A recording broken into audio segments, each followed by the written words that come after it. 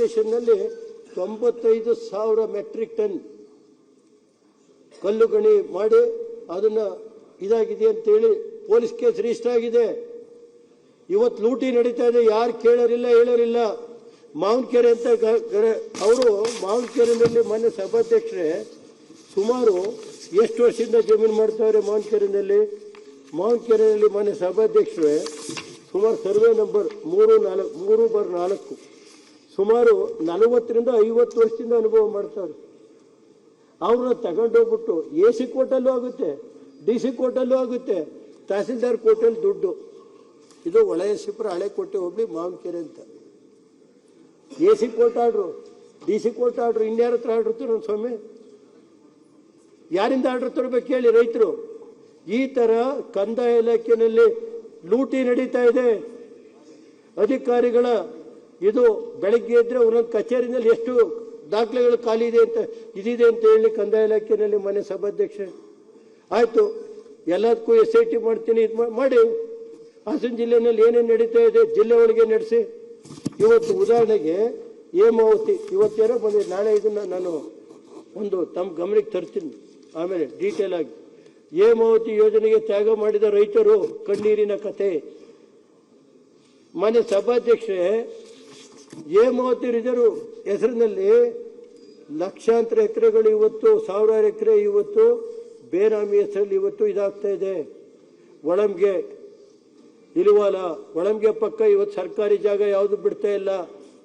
ಹಾಸನ ಜಿಲ್ಲೆ ಒಳಗೆ ಸರ್ಕಾರಿ ಜಾಗ ಎಲ್ಲ ರಾತ್ರೋರಾತ್ರಿ ಉಳಿಸ್ತಾವ್ರಿ. ಇವತ್ತು ಈ ಸರ್ಕಾರ ಬಂದ ತಕ್ಷಣ ಯಾವ ಕೆರೆ ಕಟ್ಟೆ ಪಾರೆ ಉತ್ಕೋರೆ ನಾವಿದ್ದೀವಿ. ಈ ಪರಿಸ್ಥಿತಿ ಬಂದೋಯ್ತೆ. ಮನೆ ಸಭಾಧ್ಯಕ್ಷರೇ, ನಾನು ಹೇಳೋದು ನಿಮ್ಮ ಮುಖ್ಯನ ಕಂದಾಯ ಮಂತ್ರಿಗಳನ್ನ, ಮುಖ್ಯಮಂತ್ರಿಗಳನ್ನ, ಈ ಜಿಲ್ಲೆಯಲ್ಲಿ ಲೂಟಿ ನಡೀತಾ ಇದೆಯಲ್ಲ ಅದಕ್ಕೆ DC ಇವರು ಎಲ್ಲ ಒಳ್ಳೆ ರೆವಿನ್ಯೂ ಸೆಕ್ರೆಟರಿಗೆ ಎಷ್ಟು ಸಾರಿ ಹೇಳಿದ್ದೀವಿ, ಎಷ್ಟು ಲೆಟ್ರ್ ಕೊಟ್ಟಿದ್ದೀವಿ, 4 ಜನ MLAಗಳು. ಯಾಕೆ ತನಿಖೆ ನಡೆಸೋಕ್ಕೆ ನಿಮಗೆ? ಕಂದಾಯ ಇಲಾಖೆನ ಸಮಗ್ರವಾಗಿ ಜಿಲ್ಲೆದು ತನಿಖೆ ನಡೆಸೋದಕ್ಕೆ ನಾನು ಆಗ್ರಹ ಪಡಿಸ್ತೀನಿ.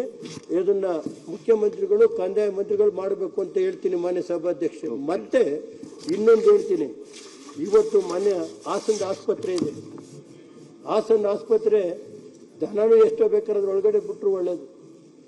ಏನು ಅದ್ರೊಳಗಡೆ ಜನ ಕಾಲಕ್ಕಾಗುತ್ತಾ?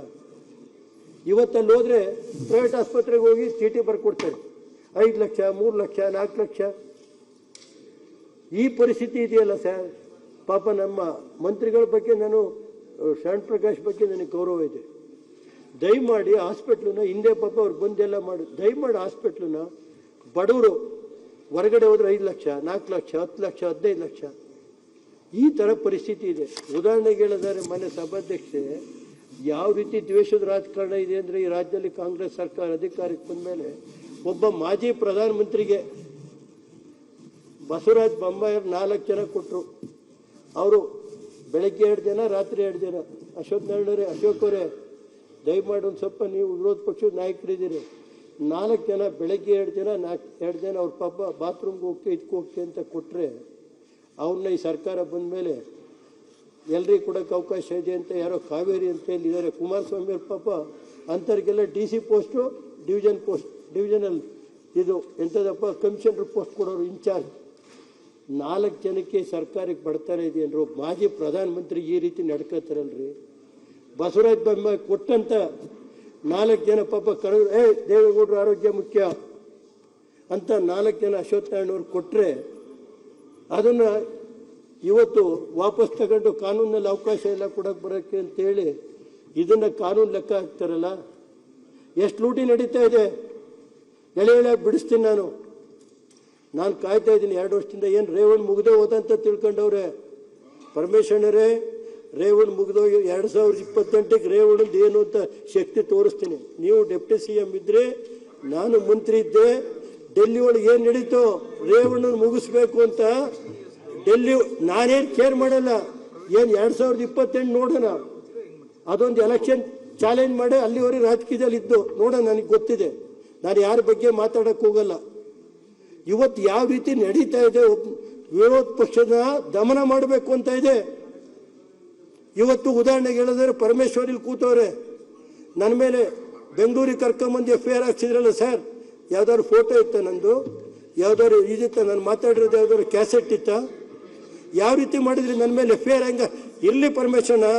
ಇದೆಲ್ಲ ನೀವು ದಾರಿ ತೋರಿಸ್ಕೊಡ್ತಾ ಇದ್ದೀರಿ ಮುಂದೆ ಯಾವ ರೀತಿ ಸರ್ಕಾರಗಳು ನಡೆಸಬೇಕು ಅಂತೇಳಿ. ನಾನು ಅದ್ರ ಬಗ್ಗೆ ಪರಮೇಶ್ವರ್ ಅವ್ರ ಬಗ್ಗೆ ನನಗೆ ಗೌರವ ಇದೆ. ಕೆಲವ್ರಿಗೆ ಏನು ಮಾಡ್ತೀನಿ, ಅವ್ರ ಪರಿಸ್ಥಿತಿ ಇವತ್ತು ಇಕ್ಕಟ್ಟಿನಲ್ಲಿದ್ದಾರೆ. ಪರಮೇಶ್ವರ್ ಅವ್ರು ಇಕ್ಕಟ್ಟಿನಲ್ಲಿದ್ದ ನಾನೇ ಯಾಕೆ ಪಾಪ ಅವ್ರ ಬಗ್ಗೆ ದೂರಕ್ಕೆ ಹೋಗ್ಲಿ? ನಾನು ಹೇಳೋದು ರೇ ಕೂತ್ಕೊಳ್ರಿ, ಯಾರ್ಯಾರು ಏನೇನು ಅಂತ ನನಗೆ ಗೊತ್ತಿದೆ ಬಂಡವಾಳ. ನಾನು ಅದ್ರ ಬಗ್ಗೆ ನಾನು ಮಾತಾಡಕ್ಕೆ ಹೋಗಲ್ಲ. ನನ್ನ ಒಬ್ಬ ರೇವನ್ನು 6 ವರ್ಷ ಶಾಸಕನಾಗಿ ಕೆಲಸ ಮಾಡಿ 30 ವರ್ಷ ಇದ್ದೀನಿ. ಏನು ಯಾರು ಲೂಟಿ ಹೊಡೆದಿದ್ದೀನಿ ರಾಜ್ಯದಲ್ಲಿ? ನಾನು ಲೋಕೋಪಯೋಗಿ ಮಂತ್ರಿ ಆಗಿದ್ದೀನಿ, ಇಂಧನ ಮಂತ್ರಿ ಆಗಿದ್ದೀನಿ. ನನ್ನ ಮೇಲೆ COD ಲೋಕಾಯುಕ್ತ ಎಲ್ಲ ತನಿಖೆ ನಡೀತು. ಏನಾಯ್ತು? ಲೋಕಾಯುಕ್ತ ತನಿಖೆ ಏನಾಯ್ತು? COD ತನಿಖೆ ಏನಾಯ್ತು? ಒಬ್ಬ ಹೈಕೋರ್ಟ್ ಜಡ್ಜನ್ನ ನೇಮಕ ಮಾಡಿದ್ರಲ್ಲಿ ತನಿಖೆ ಏನಾಯ್ತು? ನಾನು 30 ವರ್ಷ ರಾಜಕಾರಣ ಮಾಡಿದ್ದೀನಿ, ಜಿಲ್ಲಾ ಪರಿಷತ್ ಮೆಂಬರ್ ಆಗಿ ಬಂದಿದ್ದೀನಿ, ಇದು ಬಂದಿದ್ದೀನಿ. ರೇವಣ್ಣ ಹಾಸನ ಜಿಲ್ಲೆಯಲ್ಲಿ 5 ರಿಂದ 6 ಜನ ಗೆಲ್ಲಿಸ್ತೇನೆ. ಏನಾದ್ರು ಮಾಡಿ ರೇವಣ್ಣ ಮುಗಿಸ್ಲೇಬೇಕು. ಅದು ಮುಗಿಸೋ ಜನ. ನಾನು ಹೇಳಿದ್ದು ಮೊನ್ನೆ ಸಭಾಧ್ಯಕ್ಷರೇ, ಇವತ್ತು ಯಾವ ರೀತಿ ರಾಜಕೀಯ ದ್ವೇಷ ನಡೀತಾ ಇದೆ ಅನ್ನೋದು ನಿಮ್ಗೆ ಗಮನಕ್ಕೆ ತರ್ತೀನಿ ಅಷ್ಟೇ. ನನಗೇನಿಲ್ಲ, ನಾನು ಇನ್ನೂ 10 ಕೇಸ್ ಹಾಕಿ ಎದುರಿಸ್ತೀನಿ. ನಾನು ಅದ್ರ ಬಗ್ಗೆ ನಾನೇನು ತಲೆ ಕೆಡಿಸ್ಕೊಳ್ಳಲ್ಲ.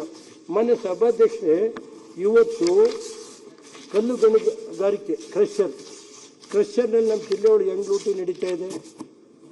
ಒಬ್ಬ ನನ್ನ ಶಿಷ್ಯ ಅನಂತ ಅಂತ ಇದ್ದ, ಅವ್ರ ಅಪ್ಪನ ಕಾಲದಿಂದ 15 ವರ್ಷ 20 ವರ್ಷದಿಂದ ಕ್ರಷರ್ ನಡೆಸ್ತಾ ಇದ್ದ. ಅವನ್ನ ಡಿಮೂಡ್ ಫಾರೆಸ್ಟ್ ಅಂತ ನಿಲ್ಸಾಕಿದ್ರೆ, ಇವತ್ತು ಡಿಮೂಡ್ ಫಾರೆಸ್ಟ್ ಎಲ್ಲ ಹೊಡಿತಾವ್ರಲ್ಲ, ಯಾರು ಕೇಳ್ತಲೇ ಇಲ್ವಲ್ಲ. ಇವತ್ತು ಹಾಸನ ಸುತ್ತಮುತ್ತ ವಿತೌಟ್ ಯಾವುದೇ ಇಲ್ದಲೆ DC, ಗಣಿ ಇಲಾಖೆ ಅಧಿಕಾರಿಗಳು, ತಹಸೀಲ್ದಾರ್, ಸಂಬಂಧಪಟ್ಟಂತ ಪೊಲೀಸ್ ಇಲಾಖೆ ಅಧಿಕಾರಿಗಳೆಲ್ಲ ಸೇರಿ ಇವತ್ತು ಕೋಟ್ಯಾಂತರ ರೂಪಾಯಿನ ಇವತ್ತು ಗಣಿ ಕ್ರಷರ್ನ ವಿತೌಟ್ ಯಾವುದೇ ಪರವಾನಗಿ ಇಲ್ಲದೆ ನಡೆಸ್ತಾ ಇದ್ದಾರೆ. ಈ ಸರ್ಕಾರ ತನಿಖೆ ಮಾಡೋಕ್ಕೆ ಆದೇಶ ಮಾಡ್ತೀರಾ? ಇದೆಯಾ ತಾಕತ್ ನಿಮಗೆ? ಯಾರ ಜೊತೆ ನೀವು ಇಲ್ಲಿ ಈಲ್ಡ್ ಆಗಿದ್ದೀರಿ? ದಯಮಾಡಿ ಹೇಳಬೇಕು. ಮೊನ್ನೆ ಸಭಾಧ್ಯಕ್ಷ ನಿಮ್ಮ ಮುಖಂಡ ಇವತ್ತು ಇಲ್ಲ, CM ಇಲ್ಲ, ಡೆಪ್ಟಿ CM ಇಲ್ಲ, ನಮ್ಮ ಹಿರಿಯ ಸಚಿವರಾದಂಥ ಅವ್ರಿಗೆ ಡೆಪ್ಟಿ CM ಮಾರು ಕೊಡ್ಬೇಕಾಯ್ತು, ಏನೋ ಮುಖ್ಯಮಂತ್ರಿ ಅಂತ ಓಡ್ತಾ ಇತ್ತು ಅವ್ರ ಹೆಸರು. ಆಗುತ್ತೋ ಇಲ್ವೋ ಗೊತ್ತಿಲ್ಲ. ಪರಮೇಶ್ವರನಿಗೆ ಕುಮಾರಣ್ಣ ಮಾಡಬೇಕು ಅಂತ ಮಾಡಿದ್ರು, ಅವತ್ತು ಕುಮಾರಣ್ಣನ ಮಾಡಬೇಕು ಅಂತ ಪರಮೇಶ್ವರನ ಕುಮಾರಣ್ಣ ಮಾಡಬೇಕು ಅಂತ ಹೋರಾಟ ಮಾಡಿದರು, ಆದರೆ ಆಗಲಿಲ್ಲ. ಏನು ಮಾಡಿದರು? ಅವತ್ತಾಯ್ತು ಧರ್ಮಸಿಂಗ್ ಅವ್ರು ಮಾಡಿದ್ರು, ಅವತ್ತೇ ಆಗೋದು ಪರಮೇಶ್ವರನದು. ಏನು ಸರ್, ಈಗ ಮಾಡಲಿ, ನಮ್ದೇ ಅವ್ರನ್ನಾರು ಮಾಡಲಿ, ಶಿವಕುಮಾರ್ ಅವ್ರನ್ನಾರು ಮಾಡಲಿ. ಶಿವಕುಮಾರ್ ಮಾಡಿದ್ರು ಸಂತೋಷ, ಪರಮೇಶ್ವರನ್ ಮಾಡಿದ್ರು ಸಂತೋಷ.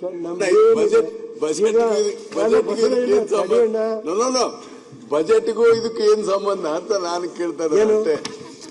ಬಜೆಟ್ ನಲ್ಲಿ ನನ್ನ ಹೊರಟಿಯರು ಇದು ನಮ್ಮ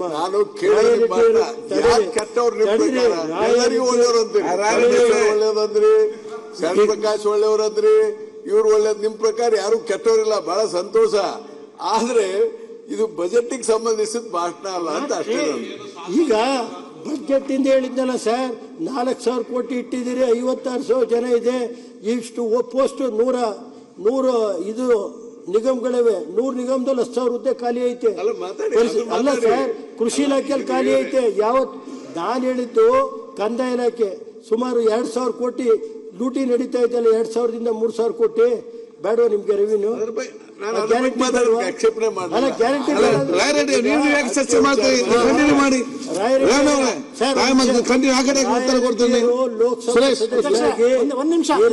ಮಂತ್ರಿಗಳಾಗಿ ನಿಮ್ಮಂತ ಎಕ್ಸ್ಪೋರ್ಟ್ ನಾವಿಲ್ಲ, ನಮ್ಗಷ್ಟು ನಾಲೆಡ್ಜ್ ಇಲ್ಲ.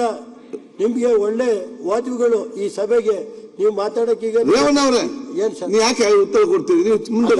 ನಮ್ಮ ನಾಯ ಸರ್, ಅವರು ನನಗೆ ಹಿರಿಯರಿದ್ದಾರೆ. ನಾನು ಬರೋದಕ್ಕಿಂತ ಮುಂಚೆ ಹೌಸಿಂಗ್ ಮಿನಿಸ್ಟರ್ ಹಿರಿಯರಿಗೆಲ್ಲ ಅಲ್ಲಿ ಲಾಂಗ್ ಮಾತಾಡಿ ಬಜೆಟ್ ಬಗ್ಗೆ ಮಾತಾಡಿ. ಅಲ್ಲ, ಮನೆ ಸಭಾಧ್ಯಕ್ಷ ರಾಜಣ್ಣ ಸ್ಟ್ರೈಟ್ ಫಾರ್ವರ್ಡ್.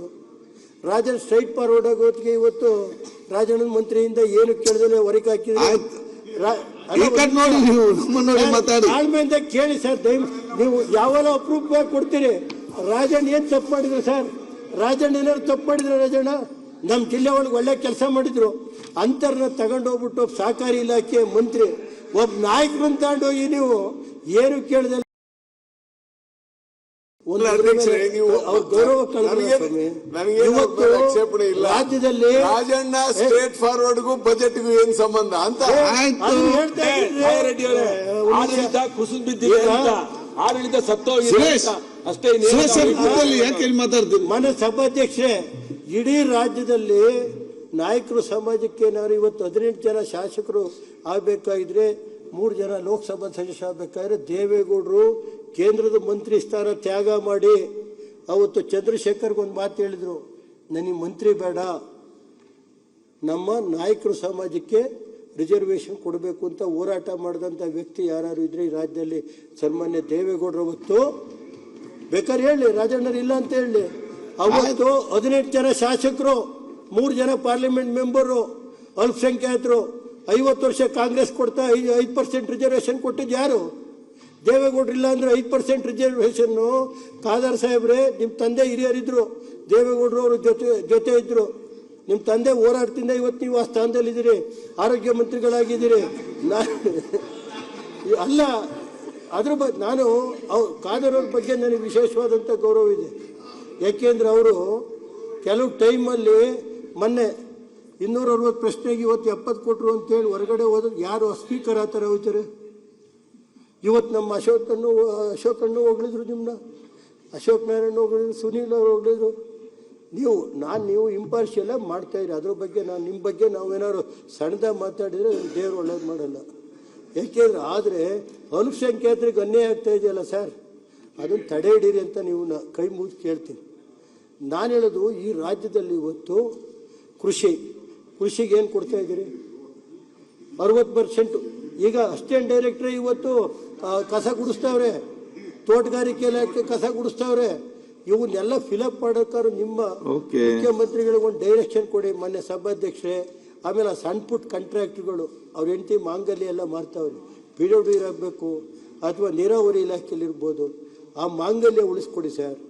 ಆ ಸಣ್ಣ ಪುಟ್ಟ ಕಾಂಟ್ರಾಕ್ಟ್ರು ಈ ವಿಷಯ ತಗೋತೇವೆ. ಇನ್ನೊಂದು ಸ್ವಲ್ಪ ದಿನ ಹೋದ್ರೆ ಈಗಾಗಲೇ 50% ಕಾಂಟ್ರಾಕ್ಟ್ರುಗಳೆಲ್ಲ ಇವತ್ತು ಅವ್ರ ಹೆಂಡತಿ ಮಾಂಗಲ್ಯ ಇವತ್ತು ಅದು ಒಂದೇನೈತೆ, ಅವರು ವಿಷ ತಗೊಳಕ್ಕೂ ಒಂದು ಗ್ಯಾರಂಟಿ ಮಾಡ್ಬೇಕಾಯ್ತು. ನೀವು ಅದೊಂದು ಸರ್ಕಾರ ಹೇಳ್ಬಿಡಿ, ನಾವು ಗ್ಯಾರಂಟಿ ಕಾಂಟ್ರಾಕ್ಟ್ರಿ ಬಿಲ್ ಕೊಡಲ್ಲ, ನೆಕ್ಸ್ಟ್ 28 ಆದ್ಮೇಲೆ ಸಂತೋಷ. ದಯಮಾಡಿ ಮಾನ್ಯ ಸಭಾಧ್ಯಕ್ಷರೇ, ಯಾಕೆಂದರೆ ನಾನು ಹೆಚ್ಚಿಗೆ ಮಾತಾಡಕ್ಕೆ ಹೋಗಲ್ಲ. ಇವತ್ತು ನಾನು ಹೇಳೋದು, ಕಾಂಟ್ರಾಕ್ಟ್ರು ಗುತ್ತಿಗೆದಾರದ್ದು ಸೀನಿಯಾರಿಟಿ ಮೇಲೆ ಯಾರು ಬಡವರು ಇರ್ತಾರೆ ಅವ್ರಿಗೆ ಕೊಡಿ. ನೀರಾವರಿ ಇಲಾಖೆ ಇರ್ಬೋದು, ಲೋಕೋಪಯೋಗಿ ಇಲಾಖೆ ಇರ್ಬೋದು, ಸಣ್ಣ ನೀರಾವರಿ ಇಲಾಖೆ ಇರ್ಬೋದು, ಇದನ್ನೆಲ್ಲ.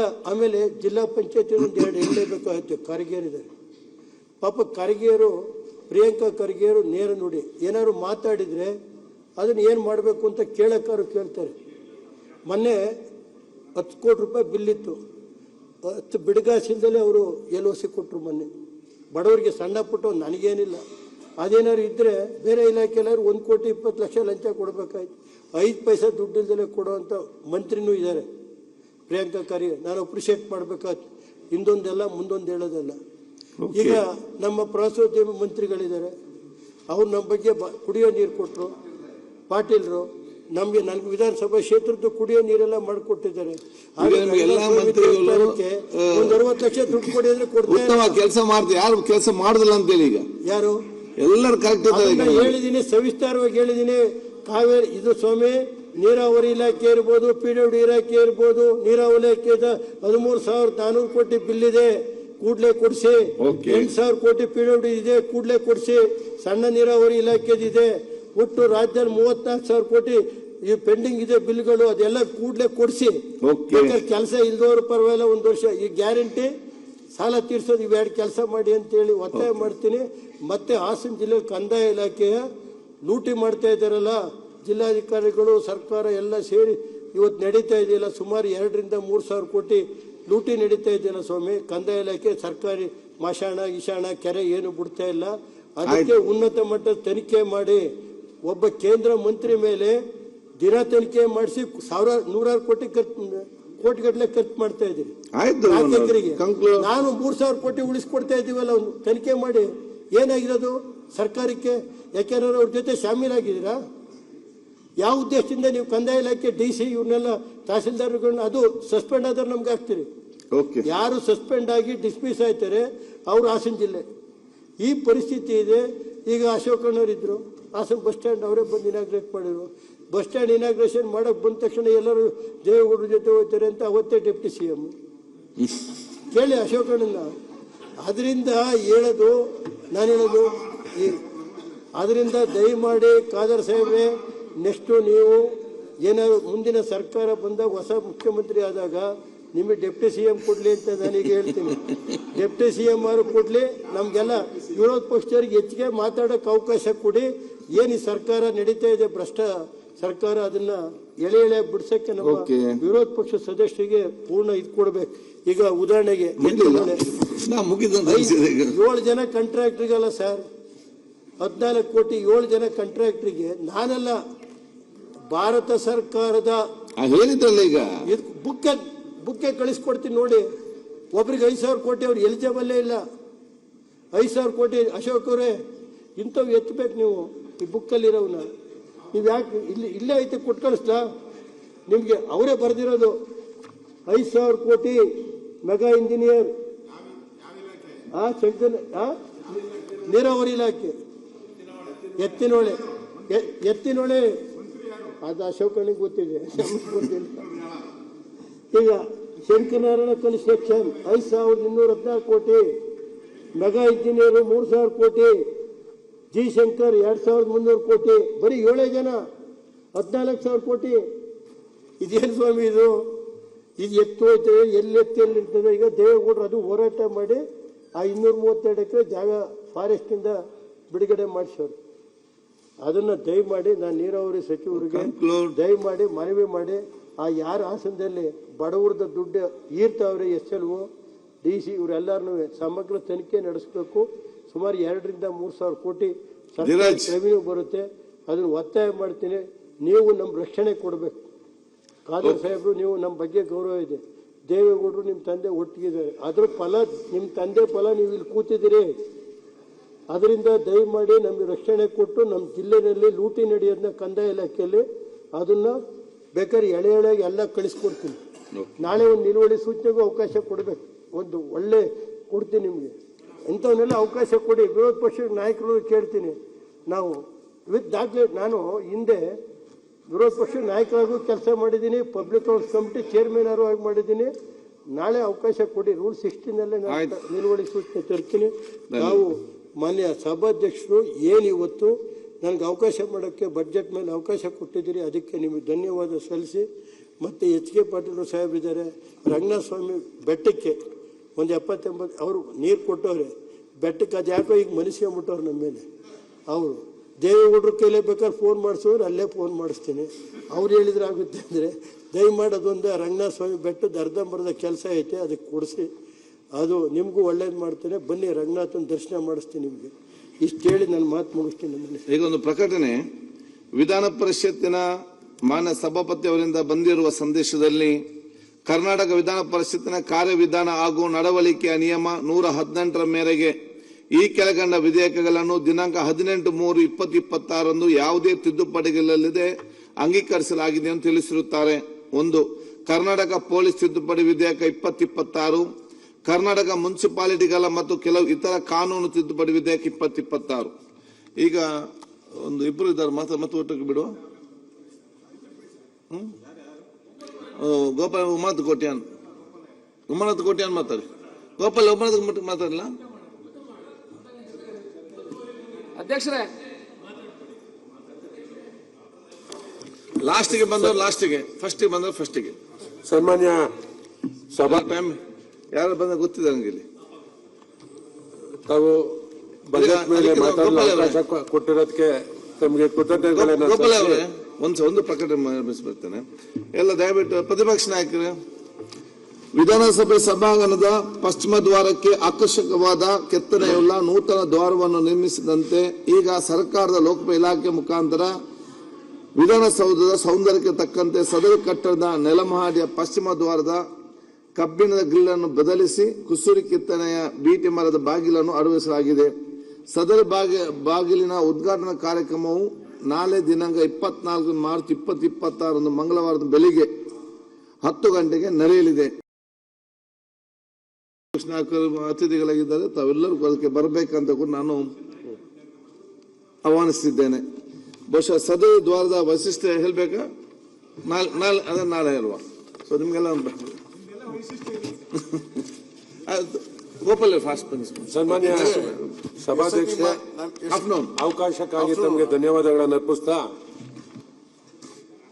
ಸನ್ಮಾನ್ಯ ಮುಖ್ಯಮಂತ್ರಿಗಳು ಈ ರಾಜ್ಯದ ಬಜೆಟ್ ಅನ್ನ 17 ಬಾರಿ ಮಂಡಿಸಿ ಅತಿ ಹೆಚ್ಚಿನ ವರ್ಷಗಳ ಕಾಲ ಮುಖ್ಯಮಂತ್ರಿಗಳಾಗಿ ಏನು ದಾಖಲೆ ಮಾಡಿದ್ದಾರೆ, ಅವ್ರನ್ನ ಅಭಿನಂದಿಸ್ತೇನೆ.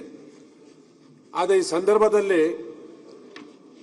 ನಾವು ಗಮನಿಸಿದಂತೆ ಹಿಂದೆ ಬಜೆಟ್ ಮಂಡಿಸ್ತಕ್ಕಂಥ ಸಂದರ್ಭದಲ್ಲಿ ಇದ್ದಂಥ ಉತ್ಸಾಹ, ಆನಂದ, ತೃಪ್ತಿ ಈ ಬಾರಿ ಅವರಲ್ಲಿ ಇರಲಿಲ್ಲ.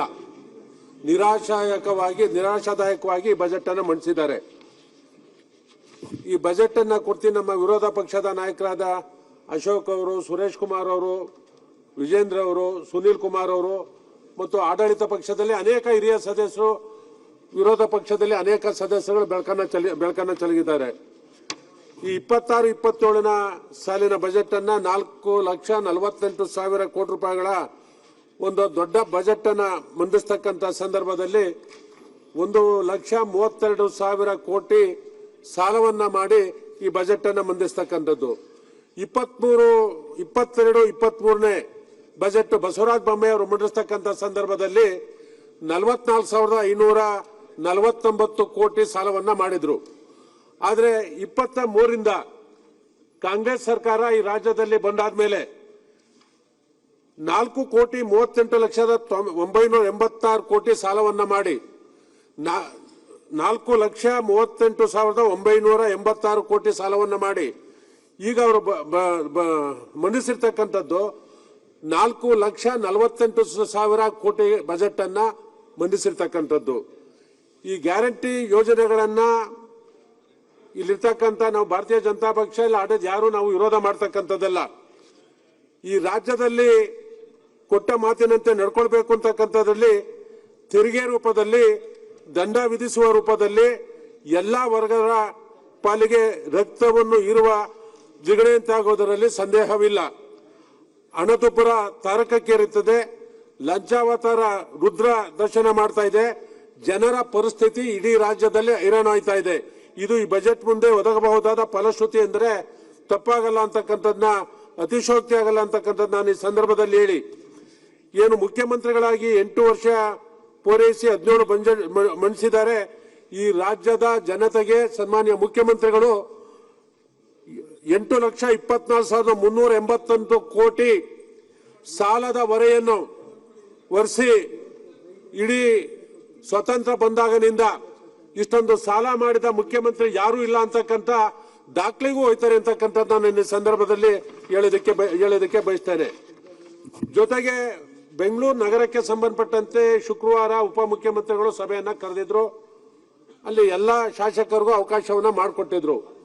ಆದ್ರೆ ಈ ಬಜೆಟ್ ಅಂತಿಮ ದಿನದಲ್ಲಿ ನಾಳೆ ಮುಗಿಯುತ್ತೋ ನಾಳೆ ಮುಗಿಯುತ್ತೋ ಗೊತ್ತಿಲ್ಲ, ಏನು 5 GBAಗಳಾಗಿದೆ. ಬಹುಶಃ ನಾವೆಲ್ಲ ಒಂದೇ ಈ ನಾಡನ್ನು ಕಟ್ಟಿದ ಕೆಂಪೇಗೌಡರ ಆಶಯದಂತೆ ಒಂದೇ ಬೆಂಗಳೂರು ಇರಬೇಕು ಅಂತ ನಾವೆಲ್ಲ ಅನೇಕ ಬಾರಿ ಮನವಿಗಳನ್ನು ಮಾಡ್ಕೊಂಡು ಫಲಶ್ರುತಿ ಕೊಡ್ಲಿಲ್ಲ. ಇವತ್ತು 5 GBAಗಳನ್ನಾಗಿ ಮಾಡಿ ಕೆಲವೊಂದು GBAಗಳಿಗೆ ಅನುದಾನ ಬರುತ್ತೆ, ಕೆಲವು GBAಗಳಿಗೆ ಅಲ್ಲಿ ಏನು ಕಂದಾಯ ವಸೂಲಾಗುತ್ತೆ ಅವ್ರಿಗೆ ಸಂಬಳ ಕೊಡೋದಕ್ಕೂ ಸಾಲದಿಲ್ಲ. ಆ ಪರಿಸ್ಥಿತಿ ಇರೋದ್ರಿಂದ ನಾನು ತಮ್ಮ ಮೂಲಕ, ಅಧ್ಯಕ್ಷರ ಮೂಲಕ ಮುಖ್ಯಮಂತ್ರಿಗಳನ್ನ ಒತ್ತಾಯವನ್ನ ಮಾಡ್ತೇನೆ, ಆ GBAಗಳಿಗೆ ಸೂಕ್ತವಾದ ಹಣವನ್ನ ಕೊಡಬೇಕು ಅಂತಕ್ಕಂಥದ್ದನ್ನ ನಾನು ಬೆಂಗಳೂರು ನಗರದ ಶಾಸಕನಾಗಿ ಒತ್ತಾಯನ ಮಾಡ್ತಾ ಇದ್ದೇನೆ. ಅದೇ ರೀತಿ ನಮಗೆ ಮೂಲಭೂತವಾಗಿ ನಾವು ಚರ್ಚೆ ಮಾಡಬೇಕಾಗಿರ್ತಕ್ಕಂಥದ್ದು ಒಂದು ಆಹಾರ, ಒಂದು ಶಿಕ್ಷಣ, ಒಂದು ಕುಡಿಯುವ ನೀರು, ಉದ್ಯೋಗ. ಆಹಾರದಲ್ಲಿ ಇವತ್ತೇನು ನಾವು ಚುನಾವಣಾ ಸಂದರ್ಭದಲ್ಲಿ ಘೋಷಣೆಗಳನ್ನ ಮಾಡಿದ್ರಿ, 10 kg ಅಕ್ಕಿಯನ್ನ ಕೊಡ್ತೇವೆ ಅಂತಕ್ಕಂಥದ್ದನ್ನ ಮಾಡಿದ್ರಿ. ಕೇಂದ್ರ ಸರ್ಕಾರ NFSA ಆಕ್ಟ್ ಪ್ರಕಾರ ಈ ದೇಶದ ಜನರಿಗೆ 80 ಕೋಟಿ ಜನರಿಗೆ 2021ರಿಂದ ಅಕ್ಕಿಯನ್ನ ಎಲ್ಲಾ ರಾಜ್ಯಗಳಲ್ಲೂ ಕೊಡ್ತಾ ಇದೆ. ಈ ರಾಜ್ಯ 5 kg ಅಕ್ಕಿಯನ್ನ ಕೊಡ್ತಾ ಇದೆ. ಈ ರಾಜ್ಯ ಚುನಾವಣಾ ಸಂದರ್ಭದಲ್ಲಿ ತಾವೇನು ಈ ರಾಜ್ಯದ ಜನತೆಯ ಮಾತನ್ನ ಕೊಟ್ರೆ ನಾವು 10 ಕೆಜಿ ಅಕ್ಕಿಯನ್ನ ಕೊಡ್ತೀವಿ ಅಂತಕ್ಕಂಥದ್ದ ಪ್ರತಿ ವಿಧಾನಸಭಾ ಕ್ಷೇತ್ರದಲ್ಲೂ ಹೇಳಿದ್ರಿ. ನೀವು ಮಾತು ತಪ್ಪಿಲ್ವಾ? 5 ಕೆಜಿ ಎಲ್ಲ ಅಕ್ಕಿಯನ್ನ ಕೊಡ್ತಾ ಇರೋದು. ಆ 5 ಕೆಜಿ ಅಕ್ಕಿಯನ್ನು ಸರಿಯಾದ ಸಂದರ್ಭಕ್ಕೆ ಕೊಡ್ತಾ ಇಲ್ಲ. ತಾವು ಸನ್ಮಾನ್ಯ ಅಧ್ಯಕ್ಷರೇ, ತಾವು ಆರೋಗ್ಯ ಸಚಿವರಾಗಿ food and civil supply minister ಆಗಿ ಉತ್ತಮವಾದ ಕೆಲಸವನ್ನ ಮಾಡಿದಿರಿ. ಇವತ್ತೇನಾಗಿದೆ, NFC ಅಕ್ಕಿ 1ನೇ ತಾರೀಕಿಂದ 5ನೇ ತಾರೀಕು ಒಳಗಡೆ ಈ ರಾಜ್ಯಕ್ಕೆ ಬರ್ತಾ ಇದೆ. ಅನ್ನಭಾಗ್ಯ ಯೋಜನೆ ಅಕ್ಕಿ 15ನೇ ತಾರೀಕಾಗ್ಲಿ 20ನೇ ತಾರೀಕಾಗ್ಲಿ ಬರ್ತಾ ಇಲ್ಲ. 18, 20ನೇ ತಾರೀಕಾದ್ಮೇಲೆ ಅವರು ರೇಷನ್ನ ಅಂಗಡಿನವರು ಅಕ್ಕಿಯನ್ನ ತಗೊಬೇಕು. 30ನೇ ತಾರೀಕಿಗೆ ಕ್ಲೋಸ್ ಆಗುತ್ತೆ. ಕೂಲಿ ಇರ್ತಕ್ಕಂಥ ಜನಕ್ಕೆ ನೀವು 10 ಬಾರಿ 15 ಬಾರಿ ಅಲಿಸಿದ್ರೆ ನೀವೇನು ನಿಮ್ಮ ಯೋಜನೆ ಇತ್ತು ಹೊಟ್ಟೆ ತುಂಬ ಅನ್ನವನ್ನ ಕೊಡಬೇಕು ಅಂತಕ್ಕಂಥದ್ದು ಹೇಳಿದ್ರೆ ಈ ರಾಜ್ಯದ ಯಾವುದೇ ಜಿಲ್ಲೆಗಳಲ್ಲೂ ಸಮರ್ಪಕವಾಗಿ ಅಕ್ಕಿಯನ್ನ ಕೊಡ್ತಾ ಇಲ್ಲ ಅಂತಕ್ಕಂಥದ್ದನ್ನ ನಾನು ಹೇಳ್ತೇನೆ. ಅನೇಕ ಅಂಗಡಿಗಳಿಗೆ ನಾನು ಸಚಿವನಾಗಿದ್ದೆ, ಅನೇಕ ಅಂಗಡಿಗಳಿಗೆ ನಾನು ಭೇಟಿ ಕೊಡ್ತೇನೆ. ಆ ಭೇಟಿ ಕೊಡ್ತಕ್ಕಂಥ ಸಂದರ್ಭದಲ್ಲಿ ಜನರ ಗೋಳು ಶಾಪ ಆಗುತ್ತೆ ಅಂತಕ್ಕಂಥ ಮಾತನ್ನ ಈ ಸಂದರ್ಭದಲ್ಲಿ ಹೇಳ್ತೇನೆ. ನನ್ನ ಕ್ಷೇತ್ರದಲ್ಲೂ ಜಯಮಾರ್ತಿ ನಗರ ವ್ಯಾಪ್ತಿಯಲ್ಲಿರ್ತಕ್ಕಂಥ ಅನೇಕ ಅಂಗಡಿಗಳಲ್ಲಿ ಈಗ 4 ದಿನದ ಹಿಂದೆ ಅಕ್ಕಿ ಬಂದಿರಲಿಲ್ಲ. 30ನೇ ತಾರೀಕಿಗೆ ಕ್ಲೋಸ್ ಆಯ್ತದೆ. ಕ್ಲೋಸ್ ಆದ ತಕ್ಷಣ ಇನ್ನು 100 ಟನ್ ಅಕ್ಕಿಯಲ್ಲಿ ಉಳಿಯುತ್ತೆ. ಹಳೆ ಇದಕ್ಕೆ ಸೇರ್ಸ್ಕೊಂತಾರೆ. ಯಾರು ಅರ್ಹರಿದ್ದಾರೆ, BPL ಕಾರ್ಡ್ನ ತಗೊಂಡಿದ್ದಾರೆ, ಅಂತ್ಯೋದಯ ಕಾರ್ಡ್ ಇದೆ, ಅವ್ರಿಗೆ ಕಡ್ಡಾಯವಾಗಿ ಅಕ್ಕಿ ಕೊಡ್ತಕ್ಕಂಥದ್ದನ್ನ ಮಾಡಬೇಕು ಅಂತಕ್ಕಂಥ ನಾನು ಈ ಸಂದರ್ಭದಲ್ಲಿ ಹೇಳೋದಕ್ಕೆ ಬಯಸ್ತೇನೆ. ಮತ್ತೆ ನಗರ ಪ್ರದೇಶದಲ್ಲಿ ಏನು 50% ಕಾರ್ಡ್ ಕೊಡಬೇಕಾಯಿತು, ಆ ಕಾರ್ಡನ್ನ ಕಡ್ಡಾಯವಾಗಿ ಕೊಡಬೇಕು, ತಾವು ಮಾತಿನಂತೆ ನಡ್ಕೊಬೇಕು ಅಂತಕ್ಕಂಥದ್ದು ಈ ಸಂದರ್ಭದಲ್ಲಿ ಹೇಳೋದಕ್ಕೆ ಬಯಸ್ತೇನೆ. ಸನ್ಮಾನ್ಯ ಸಭಾಧ್ಯಕ್ಷರೇ, 29 ಲಕ್ಷ ಜನ APL ಕಾರ್ಡ್ದಾರರಿದ್ದಾರೆ. 29 ಲಕ್ಷ ಜನ. ತಾವು ಆಹಾರ ಸಚಿವರಾಗಿದ್ದಾಗೂ ಯಾರು APL ಕಾರ್ಡ್ಗೆ ಅಕ್ಕಿ ಬೇಕು ಅಂದ್ರೆ 15 ರೂಪಾಯಿ ರೇಟ್ನಲ್ಲಿ ನಾವು ಅಕ್ಕಿ ಕೊಡ್ತಾ ಇದ್ದೋ. ತಾವು ಸಚಿವರಾದ ಇದ್ದಾಗ ಕೊಡ್ತಾ ಇದ್ದೋ. ನಾನು ಸಚಿವರಾಗಿದ್ದಾಗ ಸನ್ಮಾನ್ಯ ಯಡಿಯೂರಪ್ಪ ಮುಖ್ಯಮಂತ್ರಿ ಆಗಿ, ಬಸವರಾಜ ಬೊಮ್ಮಾಯಿ ಮುಖ್ಯಮಂತ್ರಿ ಆಗಿದ್ದಾಗೂ ಯಾರಿಗೂ ಅಕ್ಕಿ ಇಲ್ಲ ಅಂತಕ್ಕಂಥದ್ದ ಇಲ್ಲ, ನಾವು ಕೊಟ್ಕೊಂಡೇ ಬಂದಿದ್ದೀವಿ. ಅದೇ ನಿಮ್ಮ ಸರ್ಕಾರ ಬಂದಾದ್ಮೇಲೆ ಕಳೆದ 2.25 ವರ್ಷ 3 ವರ್ಷದಲ್ಲಿ ಆ APL ಕಾರ್ಡ್ದಾರರು 8,12,372 ಜನ ವಿಗ್ಲಿಂಗ್ನೆಸ್ ಕೊಟ್ರೆ ಅವ್ರಿಗೆ ಅಕ್ಕಿನೇ ಕೊಡೋದಿಲ್ಲ. ಏನ್ ಪಾಪ ಮಾಡಿದ್ದಾರೆ ಸನ್ಮಾನ್ಯ ಅಧ್ಯಕ್ಷರೇ? ನಾನು ತಮ್ಮ ಮುಖೇನ ಸರ್ಕಾರವನ್ನ ಕೇಳ್ಕೊಂತೇನೆ, ಯಾರು APL ಕಾರ್ಡ್ದಾರಿದ್ದಾರೆ, ಯಾರು ವಿಲಿಂಗ್ನೆಸ್ ಕೊಡ್ತಾರೆ, ಅವ್ರಿಗೆ ತಕ್ಷಣ ಅಕ್ಕಿಯನ್ನ ಕೊಡಬೇಕು ಅಂತಕ್ಕಂಥದ್ದನ್ನ ನಾನು ಸರ್ಕಾರವನ್ನ ಒತ್ತಾಯವನ್ನ ಮಾಡ್ತೇನೆ. ಸನ್ಮಾನ್ಯ ಸಭಾಧ್ಯಕ್ಷರೇ, ಕೇಂದ್ರ ಸರ್ಕಾರ ಸನ್ಮಾನ್ಯ ಮುಖ್ಯಮಂತ್ರಿಗಳು 13ರಿಂದ 18ವರೆಗೂ ಮುಖ್ಯಮಂತ್ರಿಗಳಾದ್ರು ಸಿದ್ದರಾಮಯ್ಯ ಸರ್ ಅವರು. ಅವತ್ತು ಕೇಂದ್ರ ಸರ್ಕಾರದ ಕಾನೂನು ಏನಿತ್ತೆ ಇವತ್ತು ಅದೇ ಇರ್ತಕ್ಕಂಥದ್ದು. ಇವತ್ತು KPI data key performance indicators ಶಂಕಿತ ಕಾರ್ಡ್ದಾರು ಅಂತ ಅಂದ್ಬಿಟ್ಟು ಇವತ್ತು ಪ್ರತಿ ಕ್ಷೇತ್ರದಲ್ಲಿ 5,000, 6,000, 8,000 ಕಾರ್ಡ್ಗಳನ್ನ ರದ್ದು ಮಾಡ್ತಾ ಇದ್ದೀರಾ. ಏಕಾಏಕಿ ರದ್ದು ಮಾಡಿ ಅಂತಕ್ಕಂಥದ್ನ ಕೇಂದ್ರ ಸರ್ಕಾರ ನಿರ್ದೇಶನ ಕೊಟ್ಟಿಲ್ಲ ಸರ್ಕಾರಕ್ಕೆ.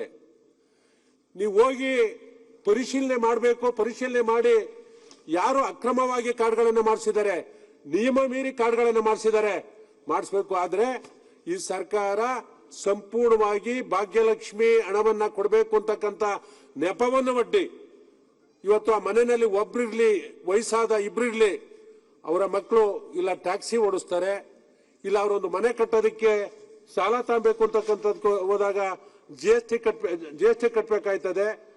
ಇಂಥ ಸಂದರ್ಭದಲ್ಲಿ ಅವರ GST ಕಟ್ಟಿದ್ದಾರೆ ಅಂತ ಒಂದೇ ಒಂದು ನೆಪಕ್ಕೆ 3 ವರ್ಷದ ಲೋನ್ ತಗಬೇಕಾದ್ರೆ ನಾವು ಇನ್ಕಮ್ ಟ್ಯಾಕ್ಸ್ 3 ವರ್ಷದ ಆಡಿಟ್ ಮಾಡಿಸಿ ಕೊಡ್ತಕ್ಕಂಥ ಸಂದರ್ಭದಲ್ಲಿ 50 ರೂಪಾಯಿ 100 ರೂಪಾಯಿ ಕಟ್ಟಿದ್ದಾರೆ. ನಮ್ಮ ಇಲಾಖೆ ಮಿನಿಸ್ಟರ್ ಉತ್ತಮರು, ಅಲ್ಲಿರ್ತಕ್ಕಂಥ ಅಧಿಕಾರಿಗಳು, ಆಹಾರ ಇಲಾಖೆಯಲ್ಲಿ ಇರ್ತಕ್ಕಂಥ ಅಧಿಕಾರಿಗಳು ಯಾವುದೇ ಒಂದು ಮನೆಗೆ ಹೋಗಿಲ್ಲ ಸನ್ಮಾನ್ಯ ಸಭಾಧ್ಯಕ್ಷರೇ. ಒಂದೊಂದು ಕ್ಷೇತ್ರದಲ್ಲಿ 5,000ದಿಂದ 8,000 ಕಾರ್ಡ್ಗಳನ್ನ ರದ್ದು ಮಾಡಿದ್ದಾರೆ. ಅದನ್ನ ಪುನರ್ ಪರಿಶೀಲನೆ ಮಾಡಬೇಕು. ಅವ್ರ ಅರ್ಹತೆ ಇರ್ತಕ್ಕಂಥವ್ರಿಗೆ ಕಾರ್ಡನ್ನ ಕೊಡಬೇಕು. ಅವ್ರಿಗೆ ಏನಾಗಿದೆ, ಒಂದ್ ಕಡೆ ಪೆನ್ಷನ್ ಬರ್ತಿತ್ತು, ಪೆನ್ಷನ್ ನಿಂತಾಯ್ತು, ಇನ್ನೊಂದ್ ಕಡೆ ಮೆಡಿಕಲ್ ಇದಾಯ್ತಿತ್ತು, ಅದು ನಿಂತಾಯ್ತು. ಅವನ್ನೆಲ್ಲ ನಾನು ತಮ್ಮ ಮೂಲಕ ಸರ್ಕಾರವನ್ನ ಒತ್ತಾಯವನ್ನ ಮಾಡ್ತಕ್ಕಂಥದ್ದು APL ಕಾರ್ಡ್ದಾರರು ಈ ರಾಜ್ಯದಲ್ಲಿ ಹುಟ್ಟಿ ಬೆಳೆದಿರ್ತಕ್ಕಂಥವ್ರು APL ಕಾರ್ಡ್ದಾರರು ಕನಿಷ್ಠ ಪಕ್ಷ ನೀವು 5 ಗ್ಯಾರಂಟಿಗಳನ್ನ ಘೋಷಣೆ ಮಾಡಿದಿರಿ, ಕೊಡಿ ಸಂತೋಷ. ಆ APL ಕಾರ್ಡ್ದಾರರಿಗೆ ವೈದ್ಯಕೀಯ ಸೌಲಭ್ಯನ ಕೊಡ್ತಕ್ಕಂಥ ಕೆಲಸವನ್ನ ಈ ಸರ್ಕಾರ ಮಾಡಬೇಕು ಅಂತಕ್ಕಂಥದ್ದು ಒತ್ತಾಯವನ್ನ ಮಾಡ್ತೇನೆ. ಅದು 6ನೇ ಗ್ಯಾರಂಟಿ ಅನ್ಕೊಳ್ಳಿ. APL ಕಾರ್ಡ್ದಾರರಿಗೆ ವೈದ್ಯಕೀಯ ಸೌಲಭ್ಯ ಕೊಡ್ತಕ್ಕಂಥ ಕೆಲಸವನ್ನ ಮಾಡಬೇಕು ಅಂತಕ್ಕಂಥದ್ದು ಹೇಳಿ, ಜೊತೆಗೆ ತಮ್ಮ ಕಾಲದಲ್ಲೂ ಪೋರ್ಟಬಿಲಿಟಿ ಇತ್ತು. ಇವತ್ತು ಬೆಂಗಳೂರು ನಗರಕ್ಕೆ ಈ ರಾಜ್ಯದ ವಿವಿಧ ಜಿಲ್ಲೆಗಳಿಂದ ಬರ್ತಕ್ಕಂಥ ಜನ ಲಕ್ಷಾಂತರ ಜನ ಬಂದು ಹೊಟ್ಟೆಪಾಡಿಗಾಗಿ ಕೂಲಿ ಮಾಡ್ತಾ ಇದ್ದಾರೆ. ಅಧ್ಯಕ್ಷರೇ, ತಮ್ಮ ಕಾಲದಲ್ಲೂ ಪೋರ್ಟಬಿಲಿಟಿ ಇತ್ತು. ಮಂಗಳೂರಿಂದ ಬರ್ತಾರೆ, ರಾಯಚೂರಿಂದ ಬರ್ತಾರೆ, ಗುಲ್ಬರ್ಗಾದಿಂದ ಬರ್ತಾರೆ, ಯಲಬುರ್ಗಾದಿಂದ ಬರ್ತಾರೆ. ಅನೇಕ ನನ್ನ ಕ್ಷೇತ್ರದಲ್ಲಿ ಒಂದು 10,000 ಜನ ಇದ್ದಾರೆ. ನಾನು ಇಡೀ ರಾಜ್ಯದ ಬೆಂಗಳೂರಿನ ಸ್ಥಿತಿ ಹೇಳ್ತಾ ಇದ್ದೇವೆ. ಯಾವ ಅಂಗಡಿನಲ್ಲೂ ಪೋರ್ಟಬಿಲಿಟಿ ಪಾಲಿಸ್ತಾ ಇಲ್ಲ ಸನ್ಮಾನ್ಯ ಅಧ್ಯಕ್ಷರೇ. ಅವರು ತಿರ್ಗಾ ಗುಲ್ಬರ್ಗಾಯಿಂದ ಬಂದಿರತಕ್ಕಂಥ ರೇಷನ್ ತಗಬೇಕು ಅಂದ್ರೆ ಟ್ರೈನ್ ಅಲ್ಲಿ ತಿರ್ಗಾ ಮತ್ತೆ ಅಲ್ಲಿ ಹೋಗ್ಬೇಕು. 3 ತಿಂಗಳು ತಾಣ್ಲಿಲ್ಲ ಅಂದ್ರೆ ಅವ್ರ ರೇಷನ್ ಕಾರ್ಡ್ ಕ್ಯಾನ್ಸಲ್ ಆಗುತ್ತೆ, ಇದು ಕ್ಯಾನ್ಸಲ್ ಆಗುತ್ತೆ ಅಂತಕ್ಕಂಥ ಮಾತನ್ನ ಕೊಡ್ತಾ ಇಲ್ಲ. ನಮ್ಮ ಸನ್ಮಾನ ಸಚಿವರು ಅದನ್ನ ಪಾಲನೆ ಮಾಡ್ತಿದ್ದೀವಿ ಅಂತಂದ್ರು. ಯಾರು ಬೇಕಾದ್ರೂ ಹೋಗಿ ಹೊರಗಡೆಯಿಂದ ಬಂದ ಜನಕ್ಕೆ ರೇಷನ್ ಅಂಗಡಿಯವ್ರು ಹೇಳ್ತಾರೆ ನಮ್ದು ಇದು ಫಸ್ಟ್ ಇಲ್ಲಿ ಸ್ಥಳೀಕರಿಗೆ ಕೊಟ್ಟು ಮಿಕ್ಕುದ್ರೆ ನಿಮಗೆ ಕೊಡ್ತೀವಿ ಅಂತಕ್ಕಂಥ ಮಾತನ್ನು ಹೇಳ್ತಾರೆ. ಇದನ್ನ ಪೋರ್ಟಬಿಲಿಟಿನ ತಮ್ಮ ಮುಖೇನ ಏನು ಹೊರ ಜಿಲ್ಲೆಗಳಿಂದ ಬಂದಿರತಕ್ಕಂಥ ಇಲ್ಲ ಇಲ್ಲಿಂದ ಬೇರೆ ಬೇರೆ ಜಿಲ್ಲೆಗಳಿಗೆ ಹೋಗಿರ್ತಕ್ಕಂಥ ಇದನ್ನ ಪಾಲಿಸಲೇಬೇಕು ಅಂತಕ್ಕಂಥದ್ದು ತಮ್ಮ ಮುಖೇನ ಸರ್ಕಾರಕ್ಕೆ ನಾನು ಒತ್ತಡವನ್ನಾಗ್ತಕ್ಕಂಥ ಕೆಲಸವನ್ನು ಮಾಡ್ತೇನೆ. ಸನ್ಮಾನ್ಯ ಅಧ್ಯಕ್ಷರೇ,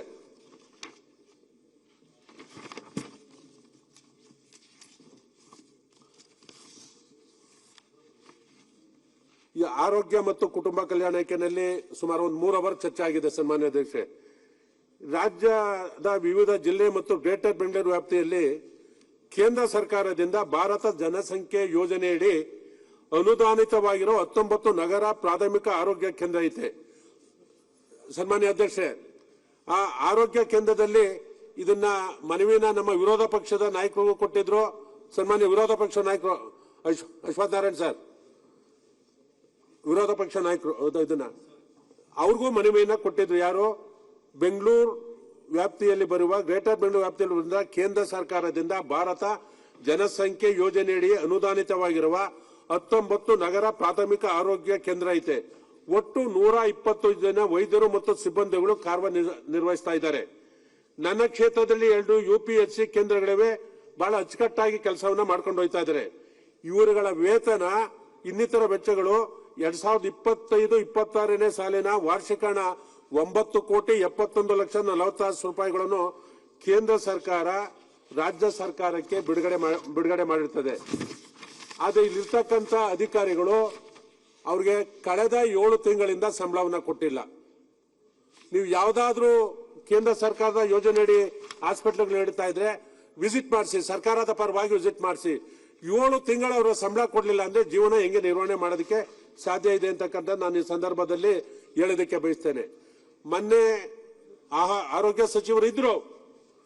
ಸನ್ಮಾನ್ಯ ಸಭಾಧ್ಯಕ್ಷರೇ, ನೀವು ಯಾವ್ದಾದ್ರೂ ಒಂದು ಹಾಸ್ಪಿಟ್ಲಿಗೆ ಹೋಗಿ, ಇಲ್ಲಿ ಮುಂದೆ ಹಿರಿಯ ಸಚಿವರು ಇದ್ದಾರೆ, ಅದು ತುಮಕೂರು ಇರ್ಬೋದು, ಬೆಂಗಳೂರಿನ KC ಜನರಲ್ ಹಾಸ್ಪಿಟಲ್ ಇರ್ಬೋದು, ವಿಕ್ಟೋರಿಯಾ ಹಾಸ್ಪಿಟಲ್ ಇರ್ಬೋದು, ಬೋರಿಂಗ್ ಹಾಸ್ಪಿಟಲ್ ಇರ್ಬೋದು, ನೀವು ಅಲ್ಲಿ ಟಾಯ್ಲೆಟ್ಗೆ ಹೋಗಿ ಬಂದ್ರೆ ಯಾರು ಟಾಯ್ಲೆಟ್ಗೆ ಹೋಗಿ ಬರ್ತಾರೆ ಅವ್ರಿಗೆ ಯೂರಿನ್ ಇನ್ಫೆಕ್ಷನ್ 100% ಆಗುತ್ತೆ. ಇವತ್ತು ಹಾಸ್ಪಿಟಲ್ಗಳ ಪರಿಸ್ಥಿತಿ ಸಂಪೂರ್ಣವಾಗಿ ಕೆಟ್ಟೋಗಿದೆ ಅಂತಕ್ಕಂಥ ಮಾತನ್ನ ಹೇಳೋದಕ್ಕೆ ಬಯಸ್ತೇನೆ.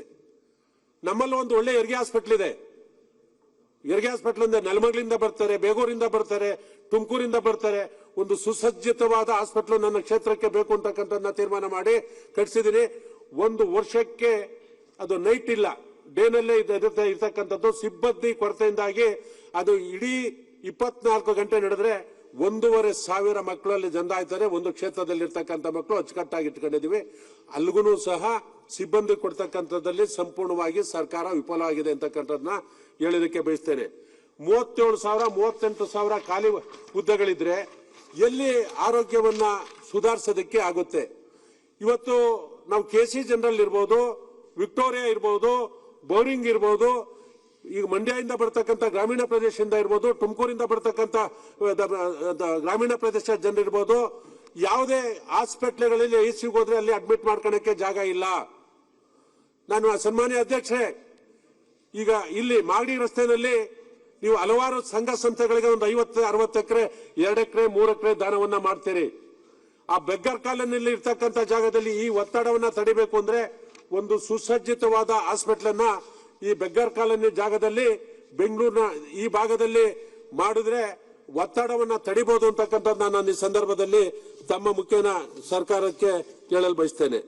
ಸನ್ಮಾನ್ಯ ಸಭಾಧ್ಯಕ್ಷರೇ, ಶಿಕ್ಷಣ ಇಲಾಖೆ ಇವತ್ತು ಪ್ರಾಥಮಿಕ ಮತ್ತು ಪ್ರೌಢಶಾಲಾ ಇಲಾಖೆಯಲ್ಲಿ 60,000ಕ್ಕಿಂತ ಹೆಚ್ಚು ಶಿಕ್ಷಕರ ಕೊರತೆ ಇದೆ.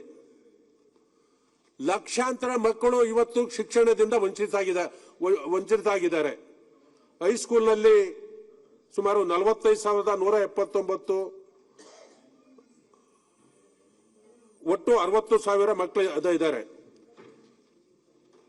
ನೀವು ಈ ಶಿಕ್ಷಣ ಇಲಾಖೆಯಲ್ಲಿ ಟ್ರಾನ್ಸ್ಫರ್ ಮಾಡ್ತಕ್ಕಂಥದ್ದು ನಿಮ್ಮ ಮುಖೇನ ಸರ್ಕಾರವನ್ನ ಕೇಳಬಯಸ್ತೇನೆ. ಮಾಡಿ ಮೇ ಒಳಗಡೆ ಯಾವ ಟೀಚರ್ನ ಎಲ್ಬೇಕೋ ನೀವು ಟ್ರಾನ್ಸ್ಫರ್ ಮಾಡಿ. 1ನೇ ತಾರೀಕಿಂದ ಶಾಲೆಗಳು ಪ್ರಾರಂಭ ಆಯ್ತವೆ.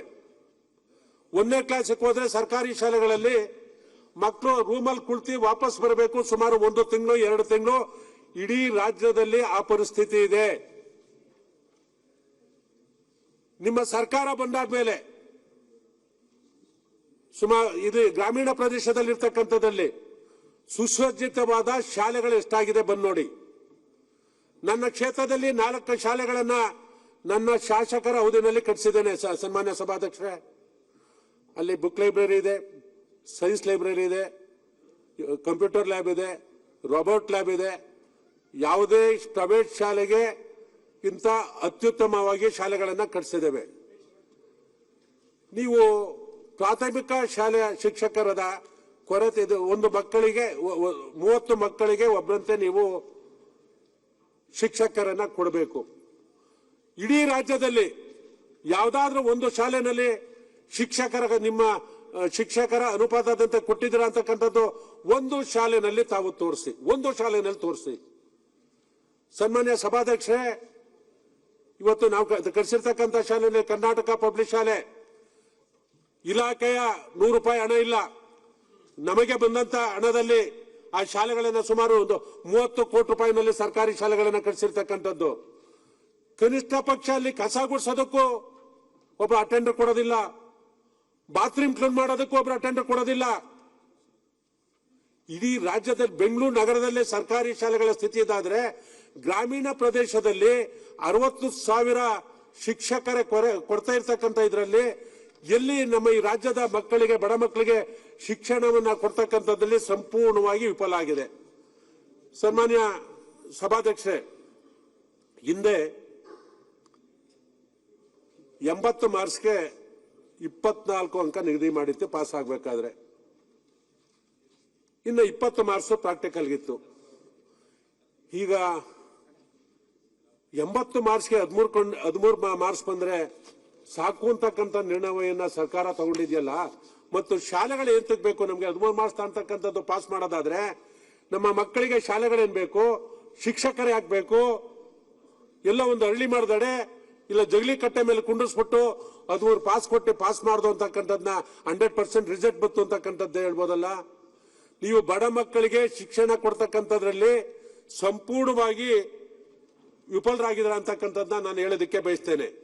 ಮೊನ್ನೆ ನಡೆದಂತ ಪ್ರಿಪರೇಟರಿ ಪರೀಕ್ಷೆಯಲ್ಲಿ 1,38,000 ವಿದ್ಯಾರ್ಥಿಗಳಲ್ಲಿ ಗೋಪಾಲ ಅವರೇ ಇನ್ನೆಷ್ಟು ಮುಗಿಸ್ಬಿಡಿ ಅಂತ ಕನ್ಕ್ಲೂಷನ್ ಮಾಡಿ. ಆಯ್ತಾಯ್ತು, 5 ನಿಮಿಷ. 1,38,000 ವಿದ್ಯಾರ್ಥಿಗಳಲ್ಲಿ ಪಾಸ್ ಆಗಿರ್ತಕ್ಕಂಥ 63,000 ವಿದ್ಯಾರ್ಥಿಗಳು ಅಂತಕ್ಕಂಥದ್ದನ್ನ ಹೇಳೋದಕ್ಕೆ ಬಯಸ್ತೇನೆ. ನಾನು ಒತ್ತಾಯ ಮಾಡ್ತಕ್ಕಂಥದ್ದು ಬೆಂಗಳೂರು ನಗರ ಇರ್ಬೋದು, ಗ್ರಾಮೀಣ ಪ್ರದೇಶದಲ್ಲಿರ್ತಕ್ಕಂಥ ಶಾಲೆಗಳಿಗೆ ಮೂಲ ಸೌಕರ್ಯ ಕೊಡ್ತಕ್ಕಂಥದ್ದ ಕೆಲಸವನ್ನ, ಟಾಯ್ಲೆಟ್ಗಳನ್ನ ಕೊಡಬೇಕು.